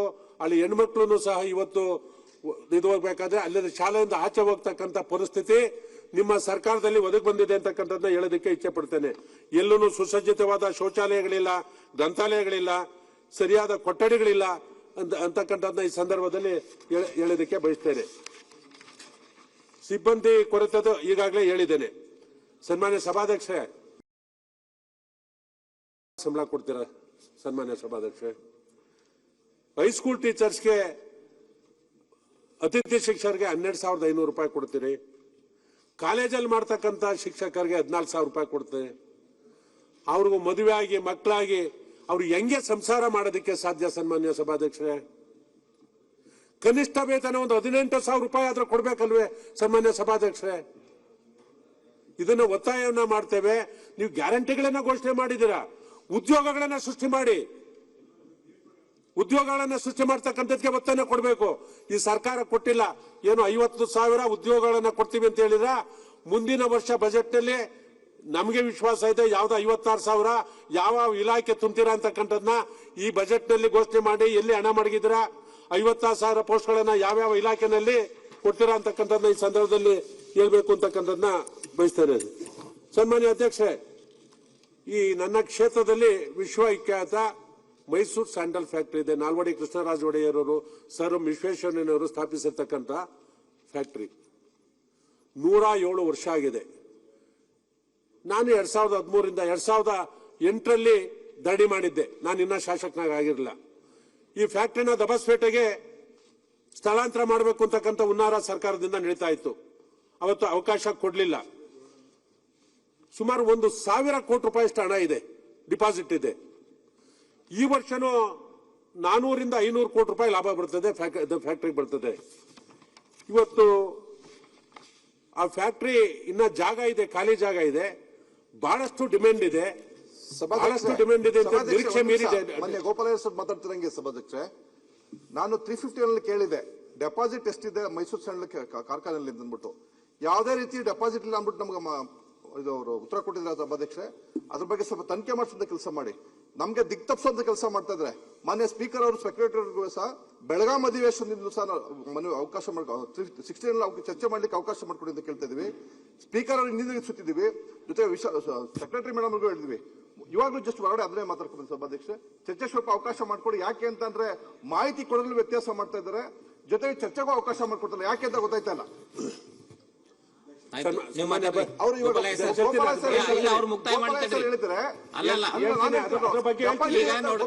ಮಾಹಿತಿ ಸಮೇತ ಹೇಳ್ತಾ ಇದ್ರೆ, ನಾನ್ ಕೇಳಿದ್ರೆ ಯಾವ್ದೋ ಡೆಪಾಸಿಟ್ ಇಲ್ಲ ಅಂತ ಹೇಳ್ತಾರೆ. ಆಯ್ತು, ಅದನ್ನ ಸಮಯ ಬಂದಾಗ ನೀವು ಹೇಳ್ರಿ. ನಿಮ್ಮ ಸಮಯ ಬಂದಾಗ ನೀವು ಮಾತಾಡುವಂತರ. ಈಗ ಗೋಪಾಲ್ ಅವ್ರು ಮಾತಾಡ್ತಾ ಇದಾರೆ, ಮುಕ್ತಾಯ ಮಾಡ್ತಾ ಇದಾರೆ. ಸಮಯನೇ ಕೊಡ್ತಾ ಇಲ್ವಲ್ಲ, ಅವಕಾಶನೇ ಕೊಡ್ತಾ ಇಲ್ವಲ್ಲ. ಅವಕಾಶ ಬಂದಾಗ ನೀವು ಮಾತಾಡಿ. ಬೆಳಗಾಂ ಅಧಿವೇಶನ ಆಯ್ತು, ರಾಷ್ಟ್ರ ಅಧಿವೇಶನ ಆಯ್ತು, ಇವತ್ತು ಅಧಿವೇಶನ ಇದೆ. ಇವು ಇಲ್ಲಿವರೆಗೂ ಅವಕಾಶ ಮಾಡ್ಕೊಡ್ಲಿ ಸಭಾಧ್ಯಕ್ಷರೇ. ಸನ್ಮಾನ್ಯ ಸಭಾಧ್ಯಕ್ಷರೇ, 1900 ಜನ ಗುತ್ತಿಗೆ ನೌಕರರಿದ್ದಾರೆ, 177 ಜನ ಕಾಯಂ ನೌಕರಿದ್ದಾರೆ. ಇನ್ನೊಂದು ವರ್ಷದಲ್ಲಿ ಅವರು ನಿವೃತ್ತಿ ಆಗೋಯ್ತಾರೆ. ಈ ಸರ್ಕಾರ ಆ ಫ್ಯಾಕ್ಟರಿನ ಮಾರಬೇಕು ಅಂತ ಹೊರಟಿದ್ಯಾ? ಸುಮಾರು 10.32 ಎಕರೆ ಭೂಮಿಯನ್ನು PPP ಅಡಿಯಲ್ಲಿ ಖಾಸಗಿಯವರಿಗೆ ನೀಡಿ ಕಮರ್ಷಿಯಲ್ ಕಾಂಪ್ಲೆಕ್ಸ್ ಇಲ್ಲಿ ಅಪಾರ್ಟ್ಮೆಂಟ್ ಮಾಡಬೇಕು ಅಂತ ಹೊರಟಿದ್ದಾರೆ. ಸಾವಿರಾರು ಜನಕ್ಕೆ ಉದ್ಯೋಗವನ್ನ ಕೊಟ್ಟು ಈಗ 10 ಎಕರೆ 22 ಗುಂಟೆ PPP ಅಡಿಯಲ್ಲಿ ಕೊಡಬೇಕು ಅಂತ ಹೇಳ್ತೀನಿ ಮಾಡಬೇಕು ಅಂತ ಹೊರಟಿದೆ. ಆ ಕಾರ್ಖಾನೆ ಲಾಭದಲ್ಲಿ ನಡೀತಾ ಇದೆ. 1,500 ಕೋಟಿ ರೂಪಾಯಿ ಲಾಭ ಇತ್ತು. ಈಗ 400ರಿಂದ ನಮ್ಮ ಚೇರ್ಮನ್ ಇದ್ದಾರೆ ಕೇಳಿಸ್ಕೊಂತ ಇದೆ, ಈಗ 400ರಿಂದ 500 ಕೋಟಿ ಲಾಭ ಬರುತ್ತೆ. ಆ ಕಾರ್ಖಾನೆಯನ್ನ ಪುನಶ್ಚೇತನಗೊಳಿಸಬೇಕು. ನಾನು ಹಂತವಾಗಿ 500 ಜನ ಕಾರ್ಮಿಕರನ್ನ ತಗೊಬೇಕು ಅಂತಕ್ಕಂಥದ್ದನ್ನ ನಾನು ಒತ್ತಾಯವನ್ನ ಮಾಡ್ತೇನೆ. ಬರೀ 177 ಜನ ಇರ್ತಕ್ಕಂಥದ್ದು. ಸನ್ಮಾನ್ಯ ಸಭಾಧ್ಯಕ್ಷರೇ, ಕೆಲವು ಎಕ್ಸಿಕ್ಯೂಟಿವ್ ಅಸಿಸ್ಟೆಂಟ್ ಅಂತ ಅಂದ್ಬಿಟ್ಟು BCom ಪದವಿಯನ್ನ 1,50,000 ರೂಪಾಯಿಗೆ ಅಪಾಯಿಂಟ್ಮೆಂಟ್ ಮಾಡ್ಕೊಂಡಿದ್ದಾರೆ. CSW ಅಂತ ಅಂದ್ಬಿಟ್ಟು MBA ಓದ್ತಾ ಇರ್ತಕ್ಕಂಥ 1 ಲಕ್ಷ ರೂಪಾಯಿಗೆ ಅಪಾಯಿಂಟ್ಮೆಂಟ್ ಮಾಡ್ಕೊಂಡಿದ್ದಾರೆ. ಮಾಡರ್ನ್ ಟ್ರೇಡ್ ಎಕ್ಸಿಕ್ಯೂಟಿವ್ ಅಂತ ಅಂದ್ಬಿಟ್ಟು 75,000 ರೂಪಾಯಿ ಕೊಟ್ಟ ಮಾಡ್ಕೊಂಡಿದ್ದಾರೆ. MD ಆಪ್ತ ಸಹಾಯಕ ಅಂತ 61,000 ರೂಪಾಯಿ ಕೊಟ್ಟು ಅಪಾಯಿಂಟ್ಮೆಂಟ್ ಮಾಡ್ಕೊಂಡಿದ್ದಾರೆ. ಟೆಂಡರ್ ಅಡ್ವೈಸರ್ ಅಂತ ಅಂದ್ಬಿಟ್ಟು 65,000 ರೂಪಾಯಿ ಕೊಟ್ಟು ಅಪಾಯಿಂಟ್ಮೆಂಟ್ ಮಾಡ್ಕೊಂಡಿದ್ದಾರೆ. ಸನ್ಮಾನ್ಯ ಸಭಾಧ್ಯಕ್ಷರೇ, ಹಲವಾರು ವರ್ಷಗಳಿಂದ ಕೆಲಸ ಮಾಡ್ತಿರುವ ಗುತ್ತಿಗೆ ಆಧಾರ ನೌಕರರ ಸಂಬಳ ಎಷ್ಟಿದೆ ಅಂತಂದ್ರೆ, ಫೈನಾನ್ಸಿಯಲ್ ಎಕ್ಸಿಕ್ಯೂಟಿವ್ 8 ವರ್ಷ ಸೇವೆ ಮಾಡಿದ್ರೆ MCom ಓದಿರ್ತಕ್ಕಂಥವ್ರಿಗೆ 22,000 ರೂಪಾಯಿ ಕೊಡ್ತಾರೆ. ಎಕ್ಸಿಕ್ಯೂಟಿವ್ ಅಸಿಸ್ಟೆಂಟ್ ಅಂದವ್ರಿಗೆ 1,50,000 ರೂಪಾಯಿ ಕೊಡ್ತಾರೆ ಈಗ ನೇಮಕ ಮಾಡ್ಕೊಂಡಿರ್ತಕ್ಕಂಥವ್ರಿಗೆ. ಫೈನಾನ್ಸ್ ಎಕ್ಸಿಕ್ಯೂಟಿವ್ 9 ವರ್ಷ ಸೇವೆ ಮಾಡಿರ್ತಕ್ಕಂಥದ್ದು MBA ಮಾಡಿದ್ದಾರೆ, 28,000 ರೂಪಾಯಿ ಕೊಡ್ತಾರೆ. ಸ್ಟೋರ್ ಎಕ್ಸಿಕ್ಯೂಟಿವ್ 11 ವರ್ಷ ಸೇವೆ ಮಾಡಿರ್ತಕ್ಕಂಥದ್ದು 30,000 ರೂಪಾಯಿ ಕೊಡ್ತಾರೆ. HR ಎಕ್ಸಿಕ್ಯೂಟಿವ್ 13 ವರ್ಷ ಸೇವೆ ಮಾಡಿರ್ತಕ್ಕಂಥದ್ದು 30,295 ರೂಪಾಯಿನ ಹಲವಾರು ವರ್ಷ ಸೇವೆ ಮಾಡಿರ್ತಕ್ಕಂಥ ಆ ನೌಕರಿಗೆ 22, 28, 30 ಸಾವಿರ ಸಂಬಳವನ್ನ ಕೊಡ್ತಕ್ಕಂಥದ್ದು. ಈಗ ತಮಗೆ ಬೇಕಾದವ್ರನ್ನ ನೇಮಕ ಮಾಡಿ 1.5 ಲಕ್ಷದಿಂದ 65,000 ರೂಪಾಯಿವರೆಗೂ ಸಂಬಳವನ್ನ ಕೊಡ್ತಕ್ಕಂಥ ಕೆಲಸವನ್ನ ಮಾಡ್ತಾ ಇದ್ರಲ್ಲ, ಇದು ನಿಮ್ಮ ಮನಸ್ಸೊಪ್ಪುತ್ತ ನಿಮ್ಮ ಹೃದಯವಂತಿಕೆನ ಏನು ಅಂತಕ್ಕಂಥದ್ದನ್ನ ಇದು ಹೇಳ್ಬೇಕು. ಆಮೇಲೆ ಯಾವುದೇ ಕಾರಣಕ್ಕೂ ಸೋಪ್ ಫ್ಯಾಕ್ಟ್ರಿನ ಆ ಭಾಗದಲ್ಲಿರ್ತಕ್ಕಂಥ ಸಾವಿರಾರು ಜನಕ್ಕೆ ಅನ್ನವನ್ನ ಕೊಟ್ಟಿರ್ತಕ್ಕಂಥ ಕಾರ್ಖಾನೆ ಸೋಪ್ ಫ್ಯಾಕ್ಟ್ರಿ, ಅಲ್ಲಿ ತಾವು ಏನು ನಿರ್ಧಾರವನ್ನ ಮಾಡಿ PPP ಮಾಡಲ್ ಇದು ಮಾಡೋದಕ್ಕೆ ಯಾವುದೇ ಕಾರಣಕ್ಕೂ ನಾನು ಶಾಸಕನಾಗಿರೋರು ಅದು ಬಿಡೋದಿಲ್ಲ. ಆ ಫ್ಯಾಕ್ಟ್ರಿನ ಪುನಶ್ಚೇತನ ಮಾಡಬೇಕು. ಅದನ್ನ ಏನು ನಾಲ್ವಡಿ ಕೃಷ್ಣರಾಜ ಒಡೆಯರು ಮತ್ತು ಸರ್ ವಿಶ್ವೇಶ್ವರಯ್ಯನವರು ಉಳಿಸಿದರೆ ಆ ಸೋಪ್ ಫ್ಯಾಕ್ಟರಿಯಾಗಿ ಉಳಿಬೇಕು ಅಂತಕ್ಕಂಥದ್ದು ಒತ್ತಾಯನ ಮಾಡ್ತೇನೆ. ಯಾವುದೇ ಇವತ್ತು ಹಣ ಇಲ್ಲ ಅಂತಕ್ಕಂಥದ್ದು ಇದು ಮಾಡಿ ಸರ್ಕಾರಿ ಜಾಗಗಳಿದ್ದೇವೆ, ಇದನ್ನ ಮಾರಾಟ ಮಾಡಲ್ಲ ಸರ್ಕಾರ ನಡೆಸ್ತಕ್ಕಂಥದ್ದು. ಉದ್ಯೋಗನ ಸೃಷ್ಟಿ ಮಾಡಬೇಕಾದ್ರೆ ಅಲ್ಲಿ ಸುಮಾರು 1,500ಕ್ಕಿಂತ ಹೆಚ್ಚಿನ ನೌಕರನ್ನ ಏನ್ತಾಗಬೇಕು, ಅದಕ್ಕೆ ಒತ್ತನ ಕೊಡಬೇಕು ಅಂತಕ್ಕಂಥದ್ದು ನಾನು ಈ ಸಂದರ್ಭದಲ್ಲಿ ಹೇಳೋದಕ್ಕೆ ಬಯಸ್ತೇನೆ. ಆಯ್ತಾಯ್ತು, ಒಂದೇ ಸನ್ಮಾನ್ಯ ಸಭಾಧ್ಯಕ್ಷರೇ, ತಿಪ್ಕೂರಿನಲ್ಲಿ ಅಚ್ಚುಕಟ್ಟು ಪ್ರದೇಶ, ಬೆಂಗಳೂರಿಗೆ ಒಂದು ಕಾಲದಲ್ಲಿ ಹೆಸರುಘಟ್ಟ ಬಿಟ್ರೆ ಅದಾದ್ಮೇಲೆ ತಿಪ್ಕೂರ್ನಲ್ಲೇ ನಮಗೆಲ್ಲ ನೀರನ್ನ ಕೊಡ್ತಾ ಇರ್ತಕ್ಕಂಥದ್ದು. ಇವತ್ತೇನಾಗಿದೆ, ಸಂಪೂರ್ಣವಾಗಿ ಕುಲುಷಿತಗೊಂಡಿದೆ. ನಾವು ಒಂದು ದಿನ ಈ ಬೆಂಗಳೂರಿನ ಜನ, ಗ್ರಾಮಾಂತರ ಜನ ನಮ್ಗೆ ಶಾಪ ಖಂಡಿತವಾಗೂ ಆಗ್ತಾರೆ. ಆ ಶಾಪ ಇಲ್ಲಿರ್ತಕ್ಕಂಥ ಎಲ್ರಿಗೂ ತಟ್ಟುತ್ತೆ ಅಂತ ಹೇಳೋದಕ್ಕೆ ಬಯಸ್ತೇನೆ. ಸನ್ಮಾನ್ಯ ಸಭಾಧ್ಯಕ್ಷರೇ, ನಮ್ಮ ಕೃಷ್ಣ ಬೈರೇಗೌಡರು ಕೃಷಿ ಸಚಿವ, ರೆವಿನ್ಯೂ ಮಿನಿಸ್ಟರ್, ರೆವಿನ್ಯೂ ಸೈಟ್ ನ ರಿಜಿಸ್ಟರ್ ಆಗಬಾರ್ದು ಅಂತ ಅಂದ್ಬಿಟ್ಟು ಕಾನೂನು ತಂದು ಸಂಪೂರ್ಣ ನಿಲ್ತಾರೆ. ನಾನು ಸ್ವಾಗತವನ್ನ ಬಯಸ್ತೇನೆ. ಇಲ್ಲಿ ಕೋರ್ಟನ್ನು ಸಹ ಕಠಿಣವಾಗಿ ಹೇಳಿದೆ, ಅಕ್ರಮವಾಗಿ ಯಾರು ಲೇಔಟ್ ಮಾಡಿದ್ದಾರೆ ಕಡಿವಾಣ ಹಾಕ್ಬೇಕು. ಕಡಿವಾಣ ಹಾಕ್ತಾ ಹೋದ್ರೆ ಮುಂದೊಂದು ದಿನ ಬೆಂಗಳೂರಿಗೆ ನೀರಿನ ಗಂಡ ಅಂತ ದೊಡ್ಡ ಮಟ್ಟದಲ್ಲಿ ಬರುತ್ತೆ ಅಂತಕ್ಕಂಥದ್ದು ಖಂಡಿತವಾಗೂ ಬರುತ್ತೆ. ಅಲ್ಲಿ ನೀರು ಯಾವತ್ತೂ ಕಡಿಮೆ ಆಗುತ್ತದೆ. ನಮ್ಮ ಭಾಗದಲ್ಲಿ ಬತ್ತೋಗಿದೆ, ಈಗ ಬತ್ತೋಗಿದೆ.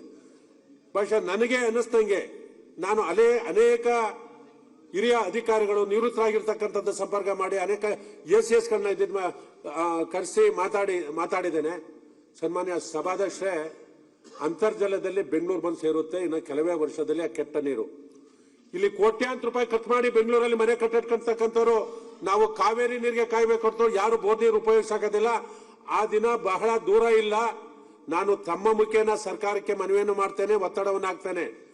ತಿಪ್ಪಗುಂಡಿ ಜಲಾಶಯವನ್ನು ಉಳಿಸ್ತಕ್ಕಂಥದ್ದಲ್ಲಿ ಸರ್ಕಾರ ಏನಾದ್ರೂ ಮೀನಾಮೇಷ ಮಾಡಿದ್ರೆ ಇದನ್ನ ಖಂಡಿತವಾಗೂ ಈ ಬೆಂಗಳೂರಿನ ಜನಕ್ಕೆ ವಿಷ ನೀರನ್ನೇ ಕೊಡ್ತಕ್ಕಂಥದ್ದು. ಅದನ್ನ 7-8 ವರ್ಷದಲ್ಲಿ ಬೆಂಗಳೂರು ತಲುಪುತ್ತೆ. ನೀರಿಲ್ದಾಗ ಎಷ್ಟು ವರ್ಷ ಬೋರ್ ಬತ್ತಿದೆ ಅಂತ ಅಂದ್ಬಿಟ್ಟು ನಮಗೆ ಗೊತ್ತಿದೆ. ಮಳೆ ಬಿದ್ದಾಗ ನೀರಿದ್ದಾಗ ಎಷ್ಟು ಬೇಗ ನೀರು ಬೋರ್ವೆಲ್ ಬರುತ್ತೆ ಅಂತ ಅಂದ್ಬಿಟ್ಟು ಆ ವಿಷ ನೀರು ಆ ಬೋರ್ನೆಲ್ಲಲ್ಲಿ ಬರ್ತಕ್ಕಂಥದ್ದು ಬೇಡ. ಅದನ್ನ ಪುನಶ್ಚೇತಗೊಳಿಸ್ತಕ್ಕಂಥದ್ದು. ಯಾರು ಸುಮಾರು ಒಂದು 137 ಲೇಔಟ್ಗಳನ್ನ ಅಕ್ರಮವಾಗಿ ಆ ಸುತ್ತಮುತ್ತ ಮಾಡಿರ್ತಕ್ಕಂಥದ್ದು, ಅವಕ್ಕೆ ಕಡಿವಾಣ ಆಗ್ತಕ್ಕಂಥ ಕೆಲಸವನ್ನ ಮಾಡಬೇಕು ಅಂತಕ್ಕಂಥದ್ದು ನಾನು ಈ ಸಂದರ್ಭದಲ್ಲಿ ಹೇಳೋದಕ್ಕೆ ಬಯಸ್ತೇನೆ. ಕೊನೆಯದು, ನಾನು ಹಾಸನ ಜಿಲ್ಲಾ ಉಸ್ತುವಾರಿ ಸಚಿವನಾಗಿದೆ. ಸನ್ಮಾನ್ಯ ಯಡಿಯೂರಪ್ಪ ಅವರು ಮತ್ತು ಬಸವರಾಜ ಬೊಮ್ಮಾಯಿ ಅವರು ಮುಖ್ಯಮಂತ್ರಿಗಳಾಗಿರ್ತಕ್ಕಂಥ ಸಂದರ್ಭದಲ್ಲಿ ಸನ್ಮಾನ್ಯ ಅಧ್ಯಕ್ಷರೇ, ಎತ್ತಿನ ಒಡೆ ವಿಚಾರದಲ್ಲಿ ರೇವಣ್ಣವರು ಸಂಪೂರ್ಣವಾಗಿ ಬೆಳಕನ್ನ ಚೆಲ್ಲೋದು ಸತ್ಯ. ಅವ್ರು ಹೇಳಿರ್ತಕ್ಕಂಥದ್ದು ಸತ್ಯ. 18 ಕಾಮಗಾರಿಗಳನ್ನ ಕೇವಲ 7 ಕಂಪನಿಗಳಿಗೆ ಅವರ ಆರ್ಥಿಕ ಸಾಮರ್ಥ್ಯ, ಕೆಲಸದ ಅನುಭವದ ಮೌಲ್ಯಮಾಪನ ಮಾಡದೆ ಗುತ್ತಿಗೆ ನೀಡಿರುವುದನ್ನ ಮಹಾಲೇಖಪಾಲ ವರದಿ AG ರಿಪೋರ್ಟ್ ನಲ್ಲಿ ಉಲ್ಲೇಖ ಮಾಡಿದೆ. ಸನ್ಮಾನ್ಯ ಸಭಾಧ್ಯಕ್ಷರೇ, ಕನಿಷ್ಠ ಪಕ್ಷ ಈ ಮಳೆಗಾಲದಲ್ಲಿ ಎತ್ತಿನ ಹೊಳೆ ನೀರನ್ನು ಎತ್ತಿ ತುಮಕೂರುವರೆಗೂ ಹರಿಸ್ತಕ್ಕಂಥ ಕೆಲಸವನ್ನ ಮಾಡಬೇಕು. ಎಲ್ಲಿವರೆಗೂ ಬರ್ತದೆ ಅದನ್ನ ಪ್ರಯೋಗವನ್ನ ಮಾಡದೆ ಮುಂದೆ ಕೆಲಸ ಮಾಡ್ಕೊಂಡು ಹೋದ್ರೆ ಇವತ್ತು ಏನು 8,323 ಕೋಟಿಗೆ ಪ್ರಾರಂಭವಾಗಿ 23,000 ಕೋಟಿಗೆ ಏನು ಹೋಗಿದೆ. ಬಹುಶಃ ಎತ್ತಿನ ಹೊಳೆ 2 ಬಾರಿ ತುಮಕೂರುವರೆಗೂ 2 ವರ್ಷ ನೀರನ್ನು ಹರಿಸ್ತಕ್ಕಂಥ ಯಾವ್ಯಾವ ತಾಲೂಕಿಗೆ, ಅದು ಅರಸೀಕೆರೆ ಇರ್ಬೋದು, ಮುಂದೆ ಬರ್ತಕ್ಕಂಥ ಊರುಗಳಿಗೆ, ಕೆರೆಗಳಿಗೆ ನೀರನ್ನ ಕೊಡ್ತೀವಿ ಅಂತಕ್ಕಂಥ ಹಂಚಿಕೆ ಆಗಿದೆ. ಆ ನೀರನ್ನ ಕೊಟ್ಟಾಗ ಮಾತ್ರ ಗೊತ್ತಾಗೋದು ಇವತ್ತು ಕುಡಿಯೋ ನೀರಿಗೆ ಚಿಕ್ಕಬಳ್ಳಾಪುರ ಇರ್ಬೋದು, ಕೋಲಾರ ಇರ್ಬೋದು, ರಾಮನಗರ ಇನ್ಕ್ಲೂಡಿಂಗ್ ತಿಪ್ಕೂರ್ನಲ್ಲಿಗೂ ನೀರನ್ನ ಕೊಡ್ತೀವಿ ಅಂತಕ್ಕಂಥದ್ದು ಸರ್ಕಾರ ಹೇಳಿದೆ. ಅದರಿಂದ ಈ ವರ್ಷ ಆ ನೀರನ್ನ ಎತ್ತತಕ್ಕಂಥ ಕೆಲಸವನ್ನ ಮಾಡಬೇಕು ಅಂತಕ್ಕಂಥದ್ದನ್ನ ಈ ಸಂದರ್ಭದಲ್ಲಿ ಹೇಳಿ, ಈ ಮಹಾ ಲೇಖಪಾಲರ ಒಂದು ವರದಿನಲ್ಲಿ ಏನಿದೆ ಇದ್ರ ಬಗ್ಗೆ ತನಿಖೆ ಆಗಬೇಕು ಅಂತಕ್ಕಂಥ ಒಂದು ಒತ್ತಾಯವನ್ನ ಮಾಡಿ ನನಗೆ ಅವಕಾಶ ಕೊಟ್ಟದಕ್ಕೆ ತಮಗೆ ಕೃತಜ್ಞತೆಗಳನ್ನು ಅರ್ಪಿಸಿ ನಾನು ಮಾತು ಮುಗಿಸ್ತೇನೆ. ನಮಸ್ಕಾರ. ಓಕೆ, ಉಮನದ್ ಕೋಟ್ಯಾನ್ ಈಗ ಅದೇ ಮತ್ತೆ ಊಟಕ್ಕೆ ಬಿಡುವ, ಅವ್ರು 10 ಮಿನಿಟ್ಸ್ ಅಂತ ಹೇಳ್ತಾರೆ. ಮಾನ್ಯ ಸಭಾಧ್ಯಕ್ಷರೇ, ಸುಮಾರು ಕಳೆದ ಅವಧಿಯಲ್ಲಿ ಈ ಅವಧಿಯಲ್ಲಿ 2.5 ವರ್ಷ ಆಯಿತು ಮಾತಾಡಬೇಕು ಅಂತ ಹೇಳಿಕೊಂಡು ಬಜೆಟ್ನ ಭಾಗವಹಿಸಬೇಕು ಅಂತ ಹೇಳಿಕೊಂಡು ಪ್ರಯತ್ನ ಪಟ್ಟಾಗ ಇವತ್ತು ನನಗೆ ಒಂದು ಊಟವನ್ನು ಮಾಡದೆ ಎಷ್ಟು ಹೊತ್ತು ಕೂತಿ ಇವತ್ತೊಂದು ಅವಕಾಶವನ್ನು ತಾವು ಕೊಟ್ಟದಕ್ಕೆ ನಿಮಗೆ ಅಭಿನಂದನೆಗಳನ್ನು ಸಲ್ಲಿಸ್ತೇನೆ. ಬಜೆಟ್ ಅನ್ನ 26-27 ಸಾಲಿನ ಬಜೆಟ್ ಅನ್ನ ಮಾನ್ಯ ಮುಖ್ಯಮಂತ್ರಿಗಳು ಮತ್ತು ಕರ್ನಾಟಕ ಸರ್ಕಾರದ ಹಣಕಾಸಿನ ಸಚಿವರಾದ ಮಾನ್ಯ ಸಿದ್ದರಾಮಯ್ಯನವರು ಮೊನ್ನೆ ಮಂಡಿಸಿದ್ದಾರೆ. ಮನೆಯಲ್ಲಿ ಹಲವಾರು ಭರವಸೆಗಳನ್ನ ನಮಗೆ ಕೊಟ್ಟಿದ್ದಾರೆ ಮತ್ತು ಸಾಲ ಮಾಡಿ ಆದ್ರೂ ತುಪ್ಪ ತಿನ್ನಬೇಕು ಅಂತ ಹೇಳಿ ಒಂದು ಗಾದೆ ಇದೆ. ಆ ರೀತಿಯಲ್ಲಿ ಸಾಲ 1,35,000 ಕೋಟಿ ಸಾಲವನ್ನ ಈ ಬಜೆಟ್ನಲ್ಲಿ ಕೊಟ್ಟಿದ್ದಾರೆ. ಆದ್ರೆ ನಾನು ಚುನಾಯಿತನಾದ ಮೇಲೆ ಈ ಅವಧಿಯಲ್ಲಿ 2.25 ವರ್ಷದಲ್ಲಿ ಬಹುಶಃ ನಮಗೆ ಶಾಸಕರ ನಿಧಿ ಒಂದು 2 ಕೋಟಿ ವರ್ಷಕ್ಕೆ ಬರುವುದು ಬಿಟ್ರೆ ಯಾವುದೇ ರೀತಿಯ ಮೂಲಭೂತ ಸೌಕರ್ಯಗಳಿಗೆ ಅನುದಾನಗಳನ್ನ ಯಾವ ಇಲಾಖೆಗಳಿಂದ ನಮಗೆ ಕೊಡಲಿಲ್ಲ. ಈಗಾಗಲೇ 25 ಕೋಟಿಯನ್ನು ಕೊಡ್ತೇನೆ ಅಂತೇಳಿ ಮುಖ್ಯಮಂತ್ರಿಗಳು ಪಟ್ಟಿಯನ್ನ ತೆಕ್ಕೊಂಡಿದ್ದಾರೆ. ಅದು ಸಹ ಏನಾಗಿದೆ ಅಂತ ಗೊತ್ತಿಲ್ಲ, ಇವತ್ತಿನ ತನಕ ಬರಲಿಲ್ಲ. ಮತ್ತೊಂದು 10 ಕೋಟಿ ರೂಪಾಯಿ ಕೊಡ್ತೇನೆ ಅಂತೇಳಿ ಮಾನ್ಯ ಗ್ರಾಮೀಣಾಭಿವೃದ್ಧಿ ಸಚಿವರೊಬ್ಬ ಶಾಸಕರಿಗೆ ಕೊಡ್ತೇವೆ ಅಂತ ಅದು ಸಹ 1,27,00,000 ರೂಪಾಯಿಯನ್ನು ಒಂದು KRDLಗೆ ಬಂದಿದೆ ಅಂತ ತಿಳ್ಕೊಂಡಿದ್ದೇವೆ. ಬಹುಶಃ ಸರ್ಕಾರಗಳು ಬರ್ತದೆ ಹೋಗ್ತದೆ, ಆದ್ರೆ ಒಬ್ಬ ಶಾಸಕ ಕ್ಷೇತ್ರದಲ್ಲಿ ಪ್ರವಾಸ ಮಾಡುವಾಗ ಜನರು ಒಂದು 5 ಲಕ್ಷ ರೂಪಾಯಿಯ ಚರಂಡಿಯನ್ನು ಮಾಡಿಕೊಡ್ರಿ ಅಂತ ಹೇಳಿದ್ರು ಒಬ್ಬ ಶಾಸಕನಾಗಿ ನನಗೆ ಮಾಡ್ಲಿಕ್ಕೆ ಆಗ್ತಾ ಇಲ್ಲ ಅಂತ ಹೇಳಿದ್ರೆ ಬಹಳ ನೋವಿನ ಸಂಗತಿ. ಯಾಕೆಂತ ಹೇಳಿದ್ರೆ ಇವತ್ತು ನಮ್ಮ ಮುಜರಾಯಿ ಇಲಾಖೆಯ ಸಚಿವರು ಇದ್ರು, ಈಗ ಹೋದ್ರು.